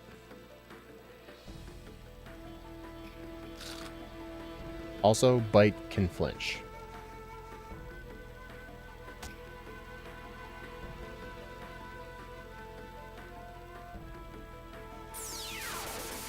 You know, speaking of Zubat, there's been a bit of in casual play, there's been a bit of a Zubat renaissance, if you will, where I might have started it actually, but I was using Zubat against Pugilist as a joke.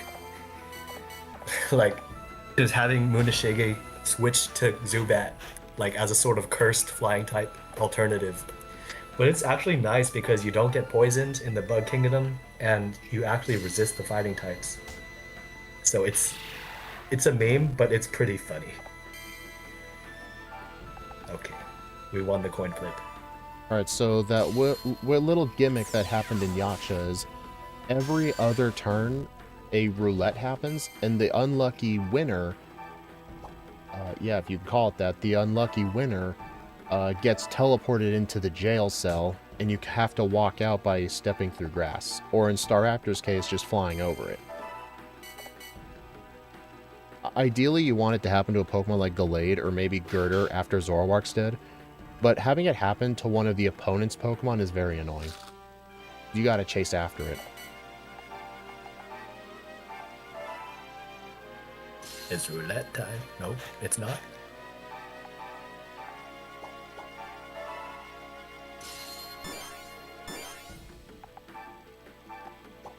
No, attack this. I'll chain the quick attack with the dig to make sure that kills.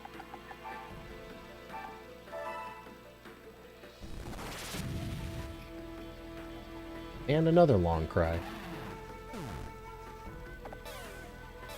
There's like a 10 or maybe 12% chance that we find out whether parry works against dig. Oh, parry is a 10 to 12% chance? Well, it's Feels a just lot an worse than estimate. that. Feels a lot worse than that. Oh, sometimes sometimes it just puts you on a random spot on the map. But I believe the very first time, damn it. I believe the very first time you always end up in the jail. Hey, we found out. Gosh. Oh my, You I know, hate this thing. The last time I watched someone streaming Pokemon Conquest and they were in Yaksha, I joked about parry, and the exact same thing happened. Yeah, you jinxed it. Why would you do that? Yeah, I did it to imported cheese. He was using Fire Fang. I was like, imagine he parries, and then he did. I should keep my mouth shut. Right.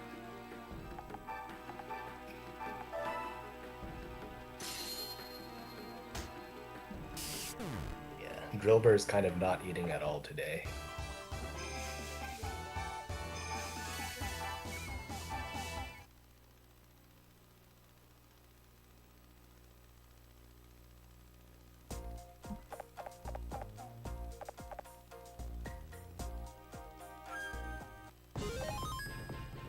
Alright, so since we've been holding the Thunderstone, we will evolve into Jolteon. Which for this game is very good. It's better than the other two evolutions we have access to. Flareon's move is Fire Fang, which only hits one Pokemon, and Vaporeon has Hydro Pump, which is fine, but it's not exactly the most accurate move in the world. And Jolteon with Thunderbolt's really good for the Flying type Kingdom. And the Ice Kingdom, too. Any Glaceon apologists in the chat? Let's see. If you got anything good to say about Glaceon, let me hear it. Glacia. Who's that?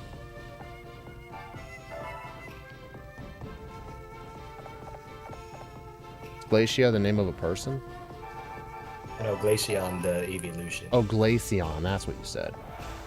I believe Glaceon's move is Ice Beam? Icy Wind. Icy Wind. Oh my... Let me guess, hits one Pokemon. No, it hits 3 in like the same... in a row. The same as like Vine Whip. Yeah, I would say the second best evolution in this game. Probably... For a speedrun? Or I think just in general for this game.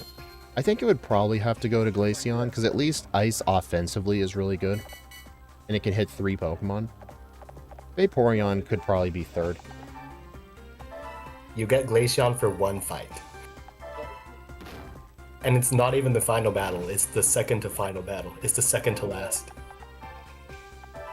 The only thing you get to use it against is Zekrom. Alright, so for this kingdom, you also have to snag the banners, but there's also little trapdoor shortcuts here. But having 2 Staraptors here can make getting to the middle banner very fast. I could theoretically do this whole kingdom within 4 turns. It depends on which Pokemon steps into that middle banner. If it's Zubat or Ekans, it'd be very easy, but if it's Arbok, I'd have to crit it to get it out of that banner slot.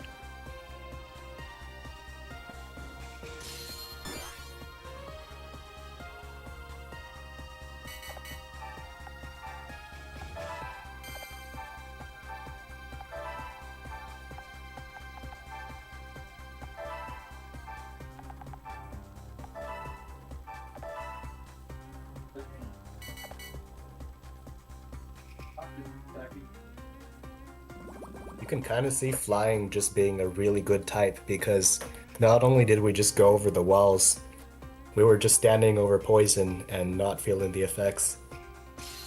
Alright, so it looks like it's going to be Arbok in that banner. A little annoying. But a crit from Munashige's Staraptor will one-hit.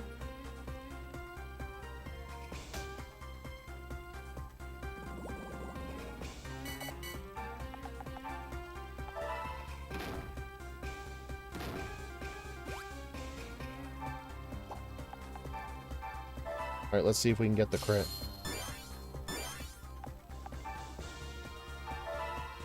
I don't even think a crit's gonna kill that.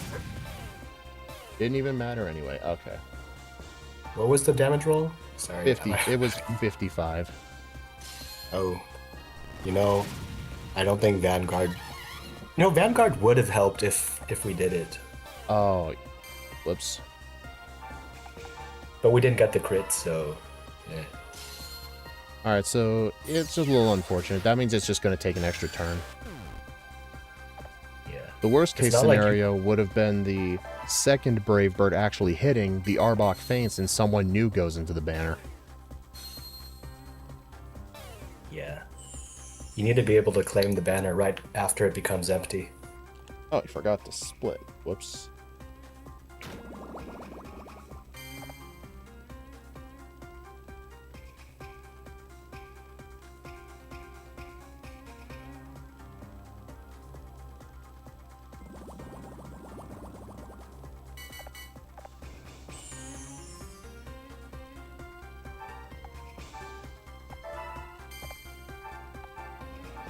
Watch it crit now. Nope. Dude, this guy stinks at critting.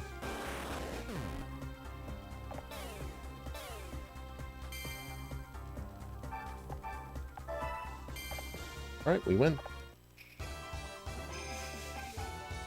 I guess it's kind of hard to remember to take advantage of Vanguard when it's so rare to begin with. Yeah, I forget to use it.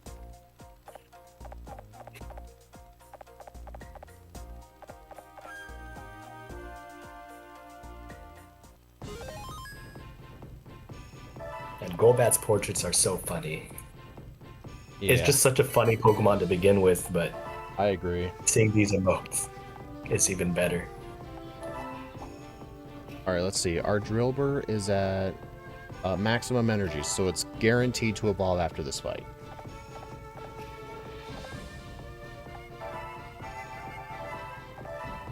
Yeah, Drillbur's been getting by just by the kind of shared experience that you get just from invading.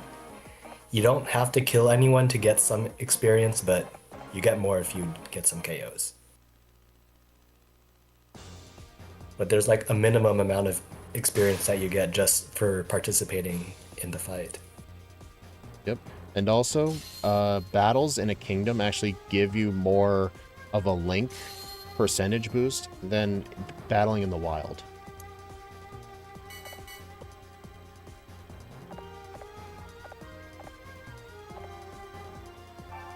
Alright, so for this fight, we're only using the Staraptors, Jolteon, and Gallade. Gallade is mainly just there for Golbat. These two stay behind. Also, the Braviary here has a move Skydrop, which is a 2-turn move, and it's very annoying to deal with, but thankfully Skydrop does not work on other flying types, so that's another benefit of this. It's a good way we can ensure it'll go down to the lower part of the battlefield where Jolteon can get the knockout. And I can basically have the Staraptors keep the Jolteon protected.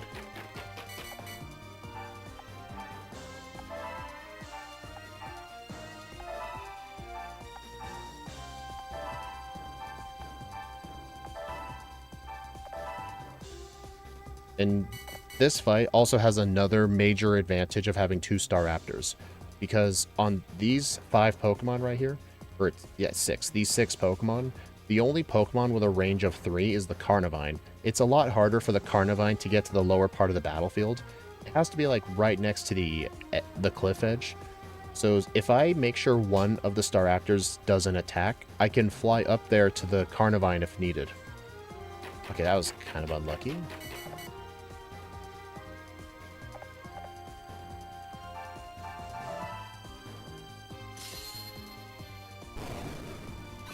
Normally, I expected more Pokemon to come down than that.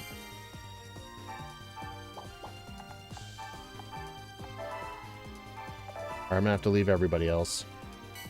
You may think, well, why not just fly up there?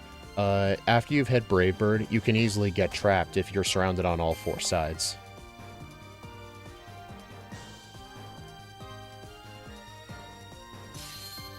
Okay, this looks good. Oh, okay, that's interesting. But thankfully I can still reach that with Jolteon.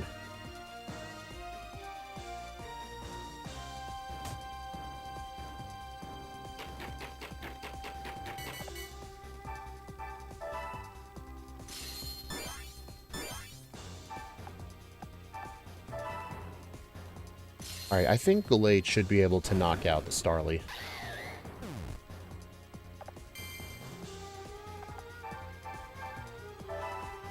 Cutting it close here. Nice. You could bustle and hit Golbat. I could have, yeah.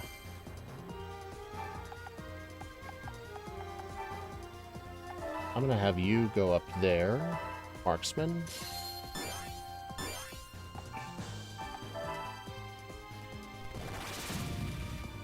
This guy never crits. I might review the footage and tally up the crit count and see if it really is 50%. I feel like with this run, you might get like 10%. I feel like that's kind of an outlier. Oh. Maybe. Okay, it looks like Golbat might be able to line itself up for a 2-hit. Oh, even better. I can have Gallade hit that from here.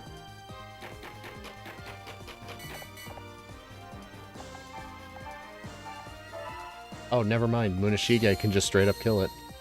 Oh yeah, Vanguard. That's why. Hey.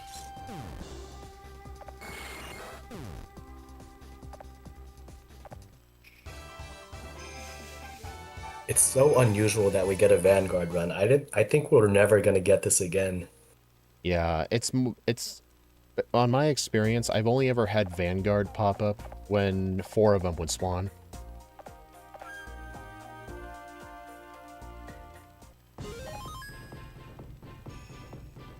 Alright, Masatoyo's getting his Excadrill.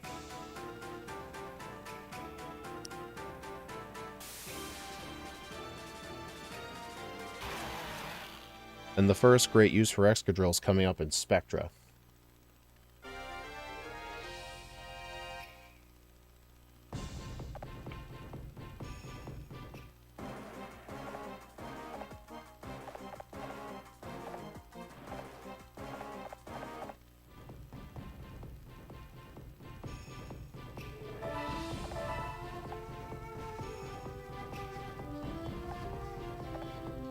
Alright, so now that we've evolved into Excadrill, there is no need for Panagiris again, so now we can just go all power wristbands, and buying 21 of them at the shop is more than enough.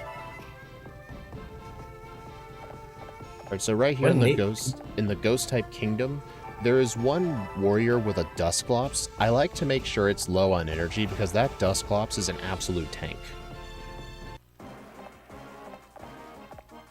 Does it also have interference? Yes, it does. That makes it even worse. And what makes this battlefield also worse is that there are a bunch of mischievous statues and little will-o-wisps that give you a random status condition. They move randomly. It can make this kingdom take an absolute long time because those statues move so horrendously slow.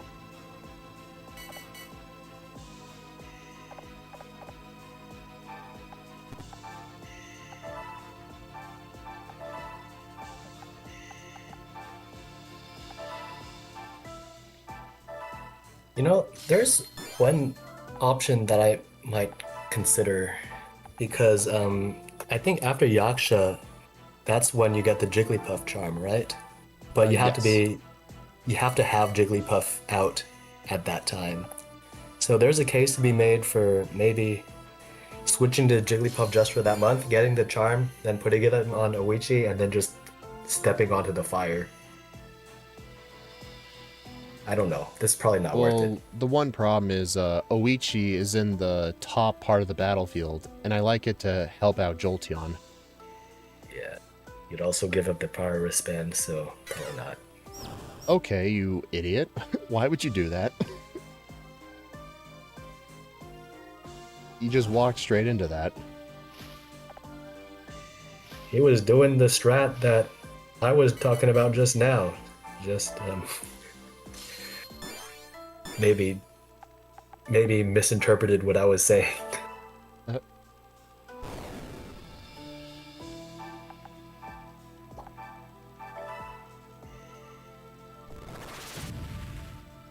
Oh, really? Oichi gets the crits.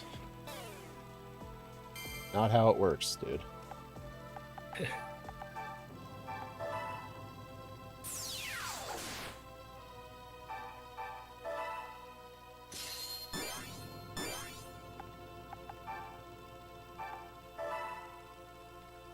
Well, I'm gonna start tallying. Well, I got my first crit. With Vanguard, that was a KO. I keep forgetting. It's a rare ability I'm not used to having. Well, if the blue moon rises again, now we know.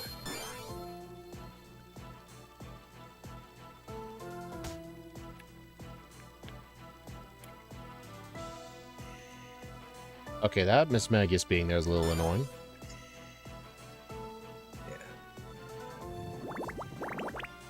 Well, it might get status next turn, so we'll see. What's the guy's name? His name is Bacon Fry. He's worked on game facts guides for Pokemon Conquest in the past, and he's very knowledgeable on the game. Hi there. Alright, I'm gonna have to make sure Munashige goes first to take advantage of Vanguard. Can I get a crit too? Please? There we go. Luck's starting to catch up now. I'm not sure if it mattered, but... Oh, that Lampet must have high energy then. I'm surprised that didn't kill.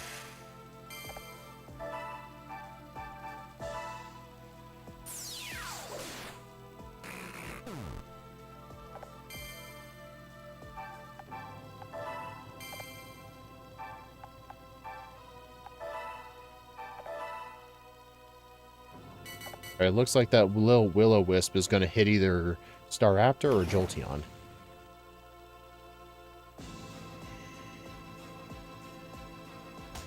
Yeah, the AI is not very smart with Flame Burst. The middle tile does more damage, but it doesn't, it doesn't count that in.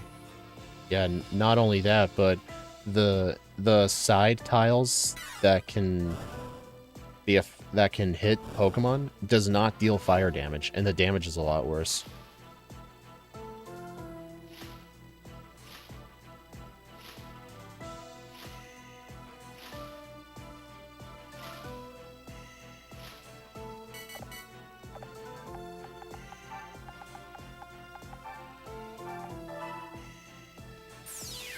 I should be able to win this turn. Vanguard. No. I don't think it's going to matter for this fight for this turn.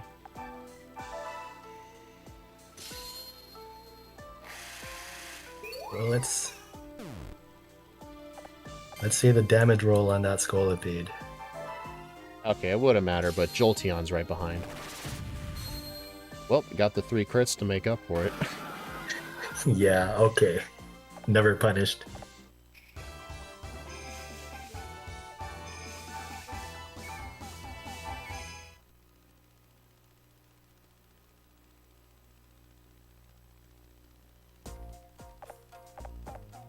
Here's a weird little thing I noticed. You may notice when the characters are talking, the pictures will slide out and then a new picture of another warrior pops up. During that transition, any animations... I don't care about you, Eevee. That was a guy telling you, hey, there's wild Eevee here. He's pretty rare. But yeah, if we had Ginchio and this were a casual run, this is like the perfect time to get a Jolteon for her. That's like her only good Pokemon. Yeah, I agree with that. But yeah, during, like, when the characters will fade in and out, if there's any animation happening on screen, the animation actually pauses during the transitions. It was a lot easier to notice on the Spectra title card on the lower screen, because there's a Will-O-Wisp flying around in there, and you could see whenever the characters transition off screen, it temporarily pauses. Okay, we're in the Kingdom of Nixstorm. There's a giant ice rink in the middle of this stage, and Jolteon needs to get over there as soon as possible, but there's always going to be an icicle blocking the way.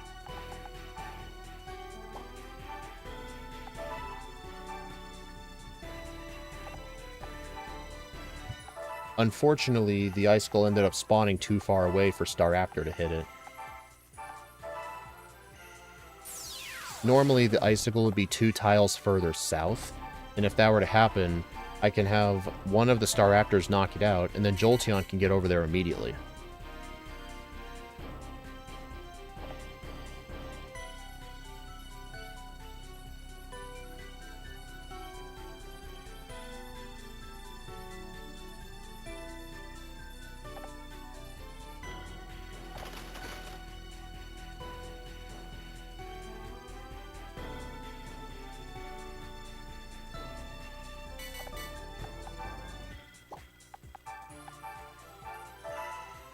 Alright, I'm gonna do this just to get rid of that icicle.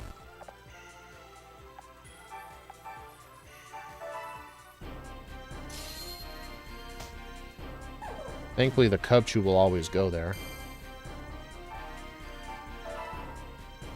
Alright, let's see who I can hit. I'll hit you. Oh, nice.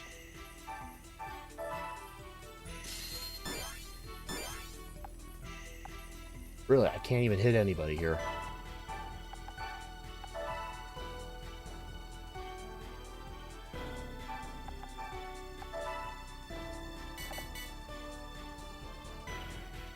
Yeah, if the icicle had spawned further south and Jolteon went up there right away, I would have been able to damage both Lapras and Celio, and Celio would have died. Thing that I've done sometimes is moving like Staraptor to a place where it can act like an obstacle for Jolteon to stop sliding. Oh yeah, I've thought of doing that before too. It's actually worked at least once.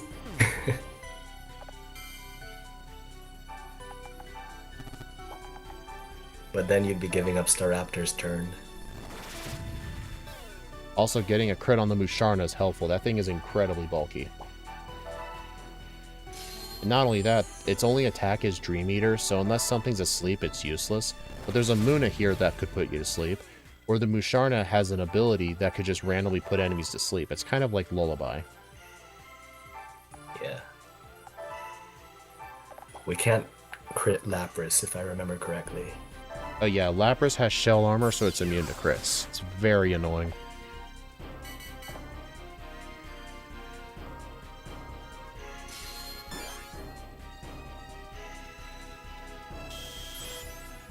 Yeah, you can see on my live split, my personal best and my best ever split for this was a 444. And I'm already at 444. That's how badly the icicle forming in the wrong spot can mess up this fight.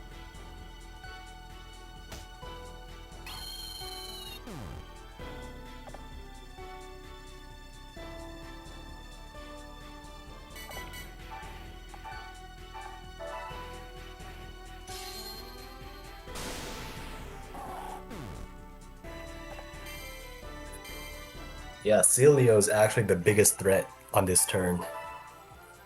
Yep, because it'll start to stack up damage with Ice Ball. Alright, time to just get some chip damage in on you.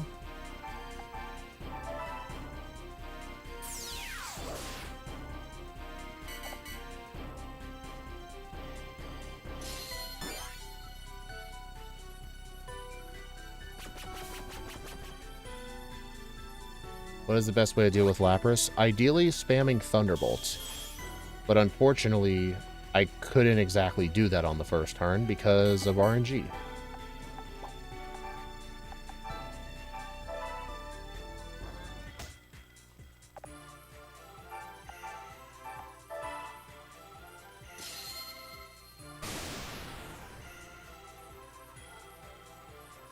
Long Cry. I think outside of a speedrun, Galvantula would probably be what I would pick. Your electric type? Yeah. Yeah, I believe Galvantula has Discharge, which hits everything around it. So it doesn't suffer too much from being on ice. Yeah.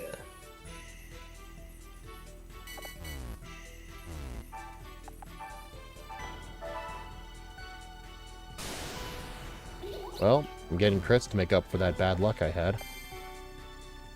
Hey.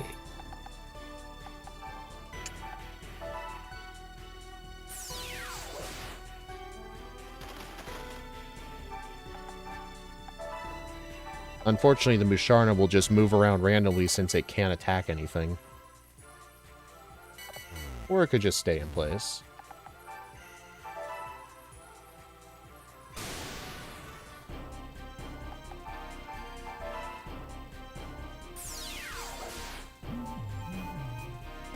Alright, Nick Storm is finished. Not ideal. Yeah, and coming up here... If you're wondering the rate... Sorry. If you're wondering the rate at which the calming ability procs, it's 12%. Because it was at 60% max link. No, 60% link, so it's 12%. Oh, really? Turn. I didn't know it scaled with your link. It does, yeah. From 10 to double that at 100%. Sorry, 10% for 50% and below. Alright, so coming up next is the Steel-type Kingdom Velora. I'm sure most casual players, if they don't hate Spectra, they definitely hate Velora. It's very hard to move around, and there's a bunch of cog gears that open and close doors, and there's little tiny security cameras that like to move around. However, when I removed Darmanitan from this route and replaced it with a second Staraptor, yeah, I had to completely reroute this kingdom, but I'm actually quite happy with the result I came up with. Best case scenario, it's actually slightly faster than Darmanitan. Worst case scenario, it's tied. You just have to do a bit of tomfoolery with the opponent's AI. I'll explain it. I don't want to move Jolteon onto the cogwheel just yet. Alright, so right here with Staraptor, we're going to go here. Excadrill, go here. And then Gallade, one spot up front. You may be wondering, how is Staraptor useful here? There's a bunch of steel types. Our main goal is to actually attempt to get one crit on the Quagsire for a 2-hit. Plus, Staraptor being right there has another unintended side effect.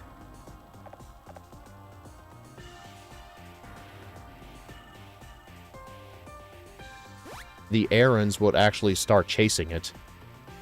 But we're actually not going to be attempting to hit it because obviously it's a 4 times resisted Brave Bird.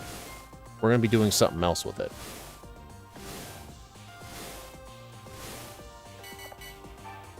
Alright, so right here, we're going to hit with Brave Bird on this specific tile.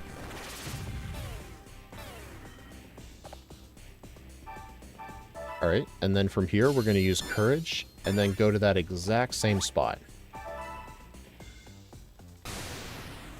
This will knock out the Chimecho. It'll always come up here.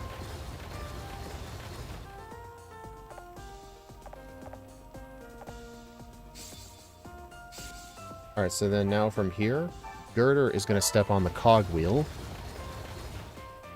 And then that gate goes back down. And what I'm going to do with Staraptor, I'm just going to sit right here and don't even do anything. Move Excadrill right there and end the turn. Here's the weird thing. When you leave Staraptor there, sometimes the Errands will just not attack and just run away. I think it depends on whether the cog gate that the Girder and the Jolteon are on is open or closed.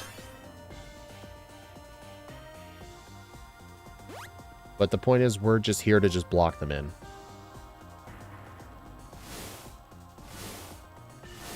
I don't really understand, but I'm not going to question it.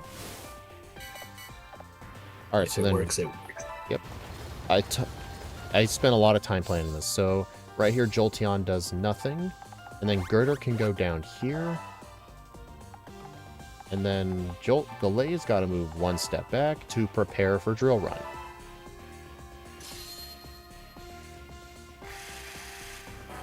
Okay, that was lucky.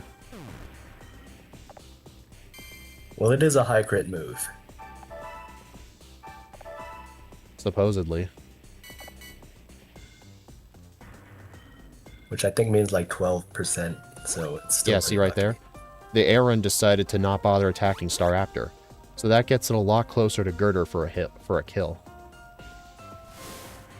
So yeah, normally, if that Metagross didn't die, I would attack it with another Drill Run. I'm going to get you off the cogwheel. Alright, so now at this point, we're going to start attacking the Gwagsire.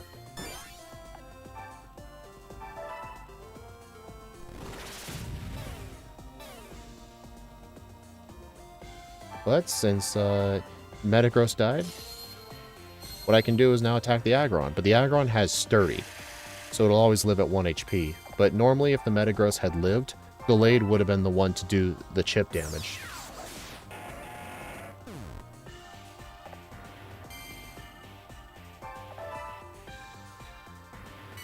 Unfortunately, this is going to take an extra turn, simply because Girder could not reach one of the errands. Normally, Girder's able to reach one of them.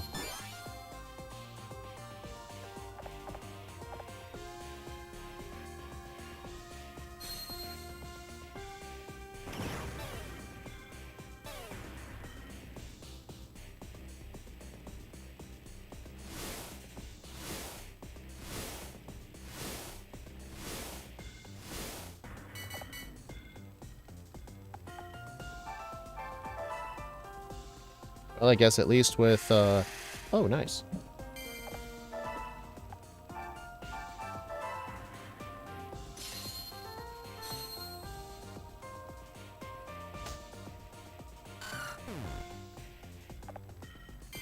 I think they both have bodyguard, right? I think only one of them does. Well, Yeah, normally what happens is the Aaron doesn't usually like attacking the Staraptor and will try to run away towards the middle part of the arena when the gate is down that Girder just passed over. And I would get the first hit in and then the second hit on the Aaron.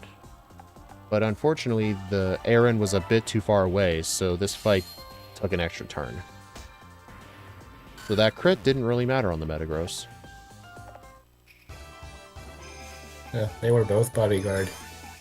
Oh, okay. Normally bodyguard's worth paying attention to, but when it's one Aaron bodyguarding another Aaron, it's whatever.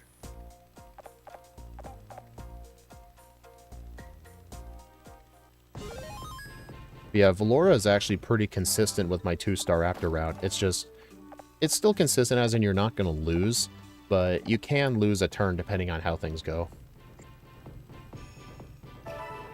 It's fine. It's a creative solution to not having Gyarados. You mean Darmanitan, right? No, Gyarados beasts over this map even more than Darmanitan does. Oh. Alright, so right now we're at Dragner. Dragner is honestly straight up the most random battle in the mid to late game. It's probably the hardest one, just because you really cannot predict what the opponents are going to do, and you kind of have to do things on the fly.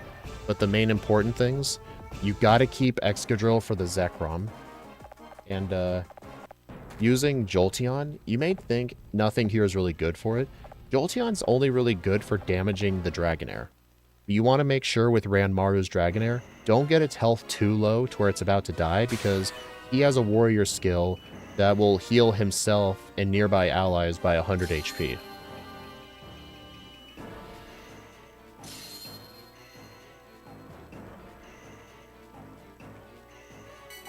Also, on this battlefield, there's a bunch of little nodes here that shine different colors. They'll do different elemental damage. The gray ones will heal you.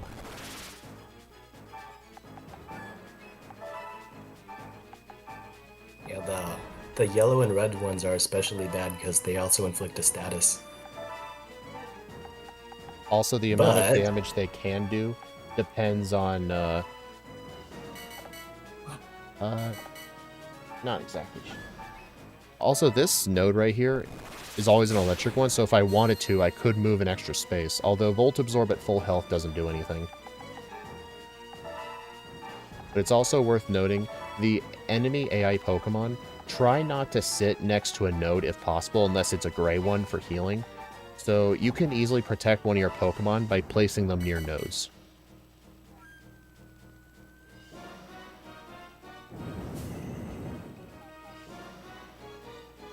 Yeah, the yellow one heals Jolteon, but I did say at full HP it's irrelevant.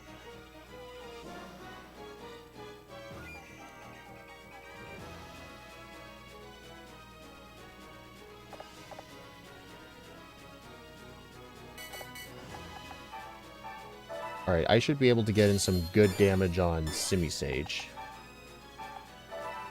Yeah, way too much damage.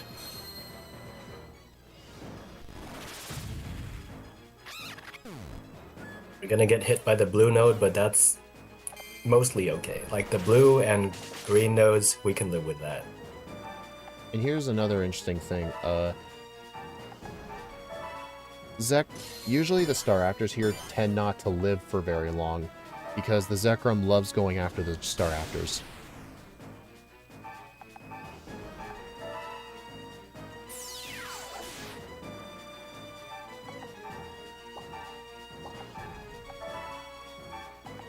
Alright, so the grass node is not a big deal for Star Raptor.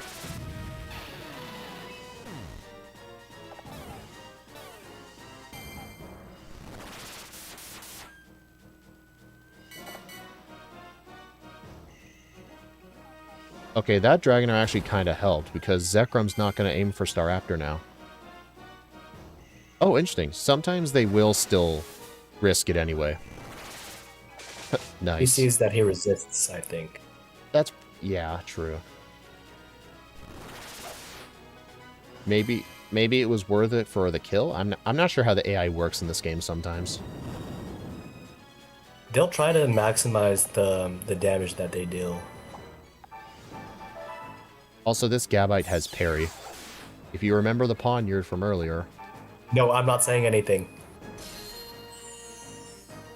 And Psycho Cut doesn't make contact, so... Oh, it's only moves that make contact that activate parry. Oh, yeah. Oh, that's good to know. You know what? I think it was worth it.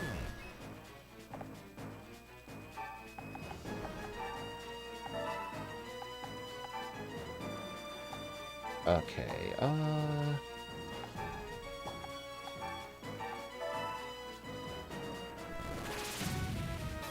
I can't really get a hit in from here, but I can hit Dragonair at least.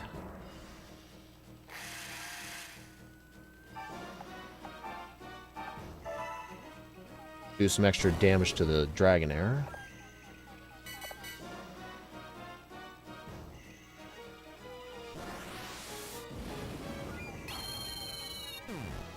Well, the Dragonair can actually do something really funny to you.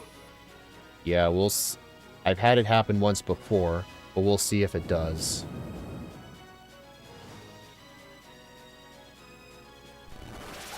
Hopefully he goes for the Jolteon. Okay, he could have hit Excadrill into the water node. I've lost 3 minutes in a Dragonair fight to that once. I still surprisingly won, though. Hey, look, they turned into gray ones. Nice.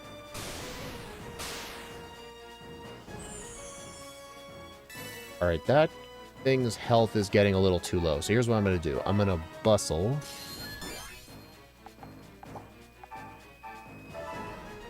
I'm going to make sure that Dragonair dies so it doesn't heal. Okay, I don't think that Mighty Blow is necessary, but I didn't know. Yeah, in a speedrun, you don't have the luxury of checking sometimes. Yep. Lucky crit. That would be a 2-hit because I had the power wristband. You know, it is not often Zekrom dies before Dino.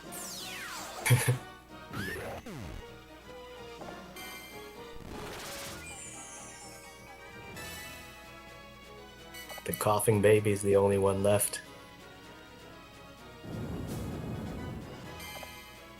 The AI is kind of scuffed because one thing you'll notice is that it uses like Mighty Blow before Dragon Rage.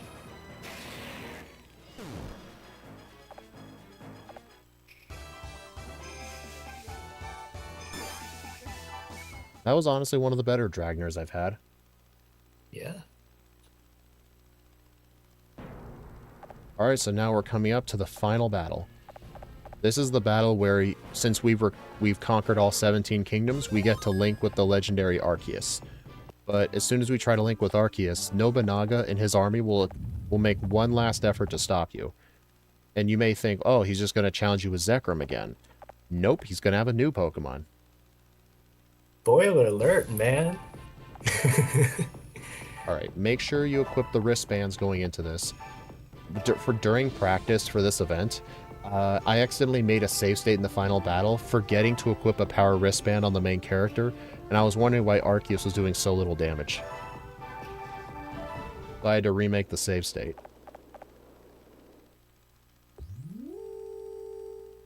Yeah, let's see if I can remember to use Vanguard. You know, if you take out all that time I lost, like, redoing Terrera over and over again for Greenleaf, this would be under 2 hours, so I definitely made the time estimate generous. Mm. And the Terrera was ultimately, we decided that it was avoidable, I think. Yeah, it was. Because we discovered an AI quirk where if we block the middle elevator, the enemy Pokemon will not leave the area, because they will not leave the area until they've gone up both the elevators.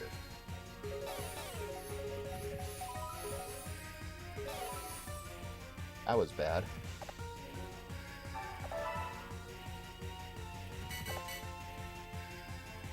I didn't really have time to talk about it earlier because linking plays such a little part. But the linking minigame actually, the orbs don't disappear when you hit. You can like spam when it's a bunch of them chained together. And if you hit the space in between two orbs, it still counts. And if you hit the A button when the orb is right in the middle, it gives you a little bonus. It does, but you can double tap the same one. I guess I have noticed that, yeah, if you're quick enough. Yep, Black Rayquaza. What a cool game. Honestly. Shiny Rayquaza in the final battle.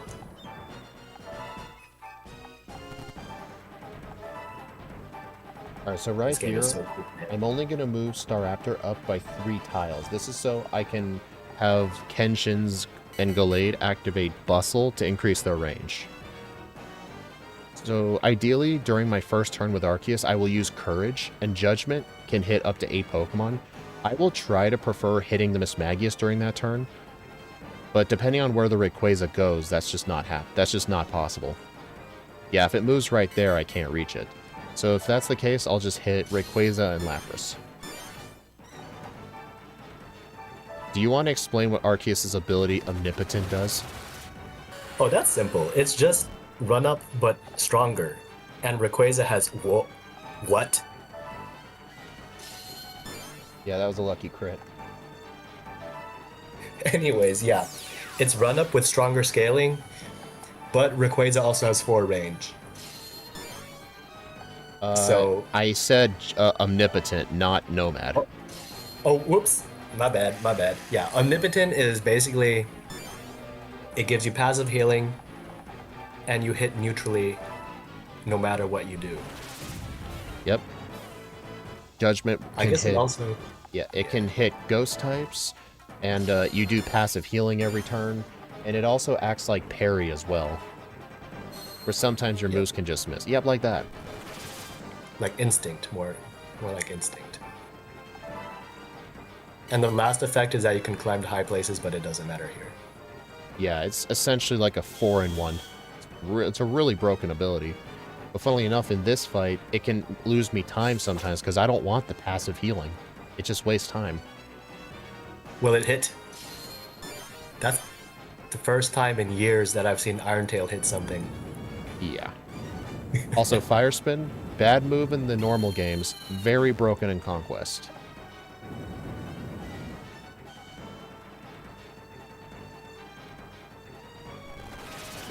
I guess this is the first time we're seeing it. If you're gonna do the post game, you'll know. Alright. I'm gonna have you go after Mismagius, and then Excadrill go after Infernape. And then I can use Judgment on Aggron and Lapras. This will also break the... Oh, whoops. This will also break the Sturdy.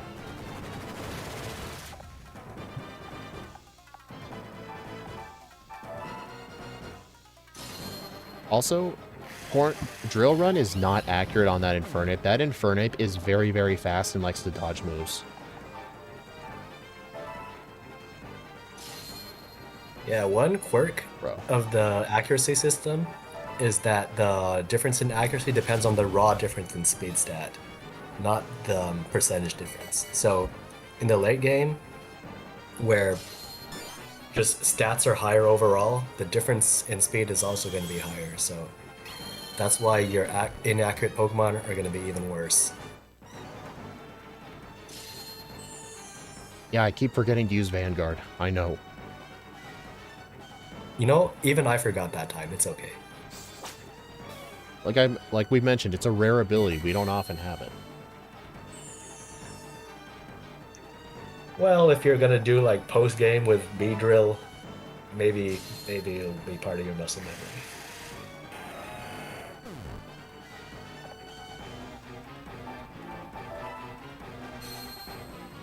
Also, I believe Omnipotent does ignore parry.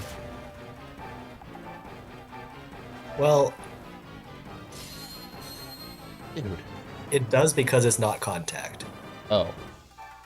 Alright, then I'll make sure not to say that during the event. I don't want to say false information during it. Yeah. Omnipotent is a lot of things, but it's not Mold Breaker. Nope. Mold Breaker is unfortunately not in this game. You'd think it would be on X-Kill, but they forgot.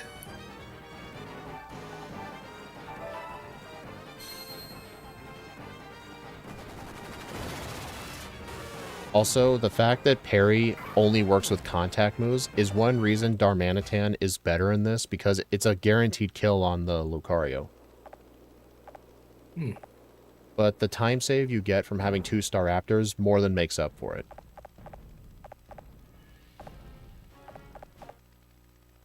Alright, so yep, that's the end of the run. So we're about to end the splits now. Wait, remind me, the Darmanitan route was what with a Darmanitan password, was it? Or were you No, just it using was the... Rikiyu's Daramaka. You would keep it and try to evolve it. Oh, then was it just Lapras for that run? No, my old route before that was only 1 Staraptor, and it was on Oichi. I see. 2:14:59, but that was an extremely rough run. Then again, I kind of had to do a no reset run, so that kind of explains it. Yeah. Yeah, we'll definitely need to plan one more commentary practice run before the event. Yeah, I need to get more familiar with what parts are like where we're just going by the script and what parts I can just talk. Axew has Mold Breaker and Conquest? Oh, wait, does it? It does. Oh, never mind then. Dude, mashing text in this game really hurts my wrists. Oh man. Lessons for today, do not swap out Pansage for Staraptor. Yep. It's fine to do it with Daramaka, but not with Pansage. Oh, is it like a YouTube stream chat or Yeah, Twitch? it's the 99% of my viewers are on YouTube. I see. Okay.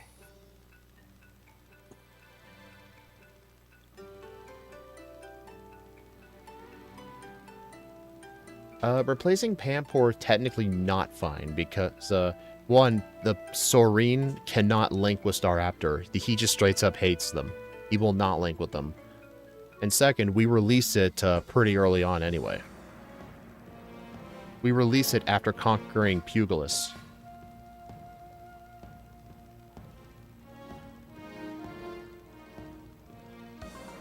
Do we ever use his rally ability? We only use it during Cresselia. I try to line up normally the Daramaka and the Pansage so I can use Rally, then followed by Mighty Blow, and that can let Pansage one-hit the Spheal.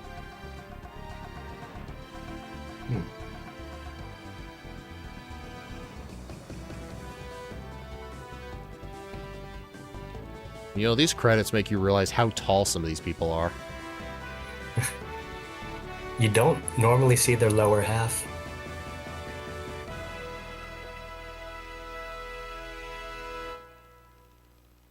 So what did you say your free days were again?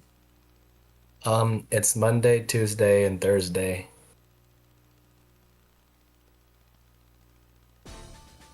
All right. Oh, I should have mentioned this one other thing before starting the run. If you start the run with a save file, it skips all those "do you want to save" prompts after each kingdom, which saves over a minute.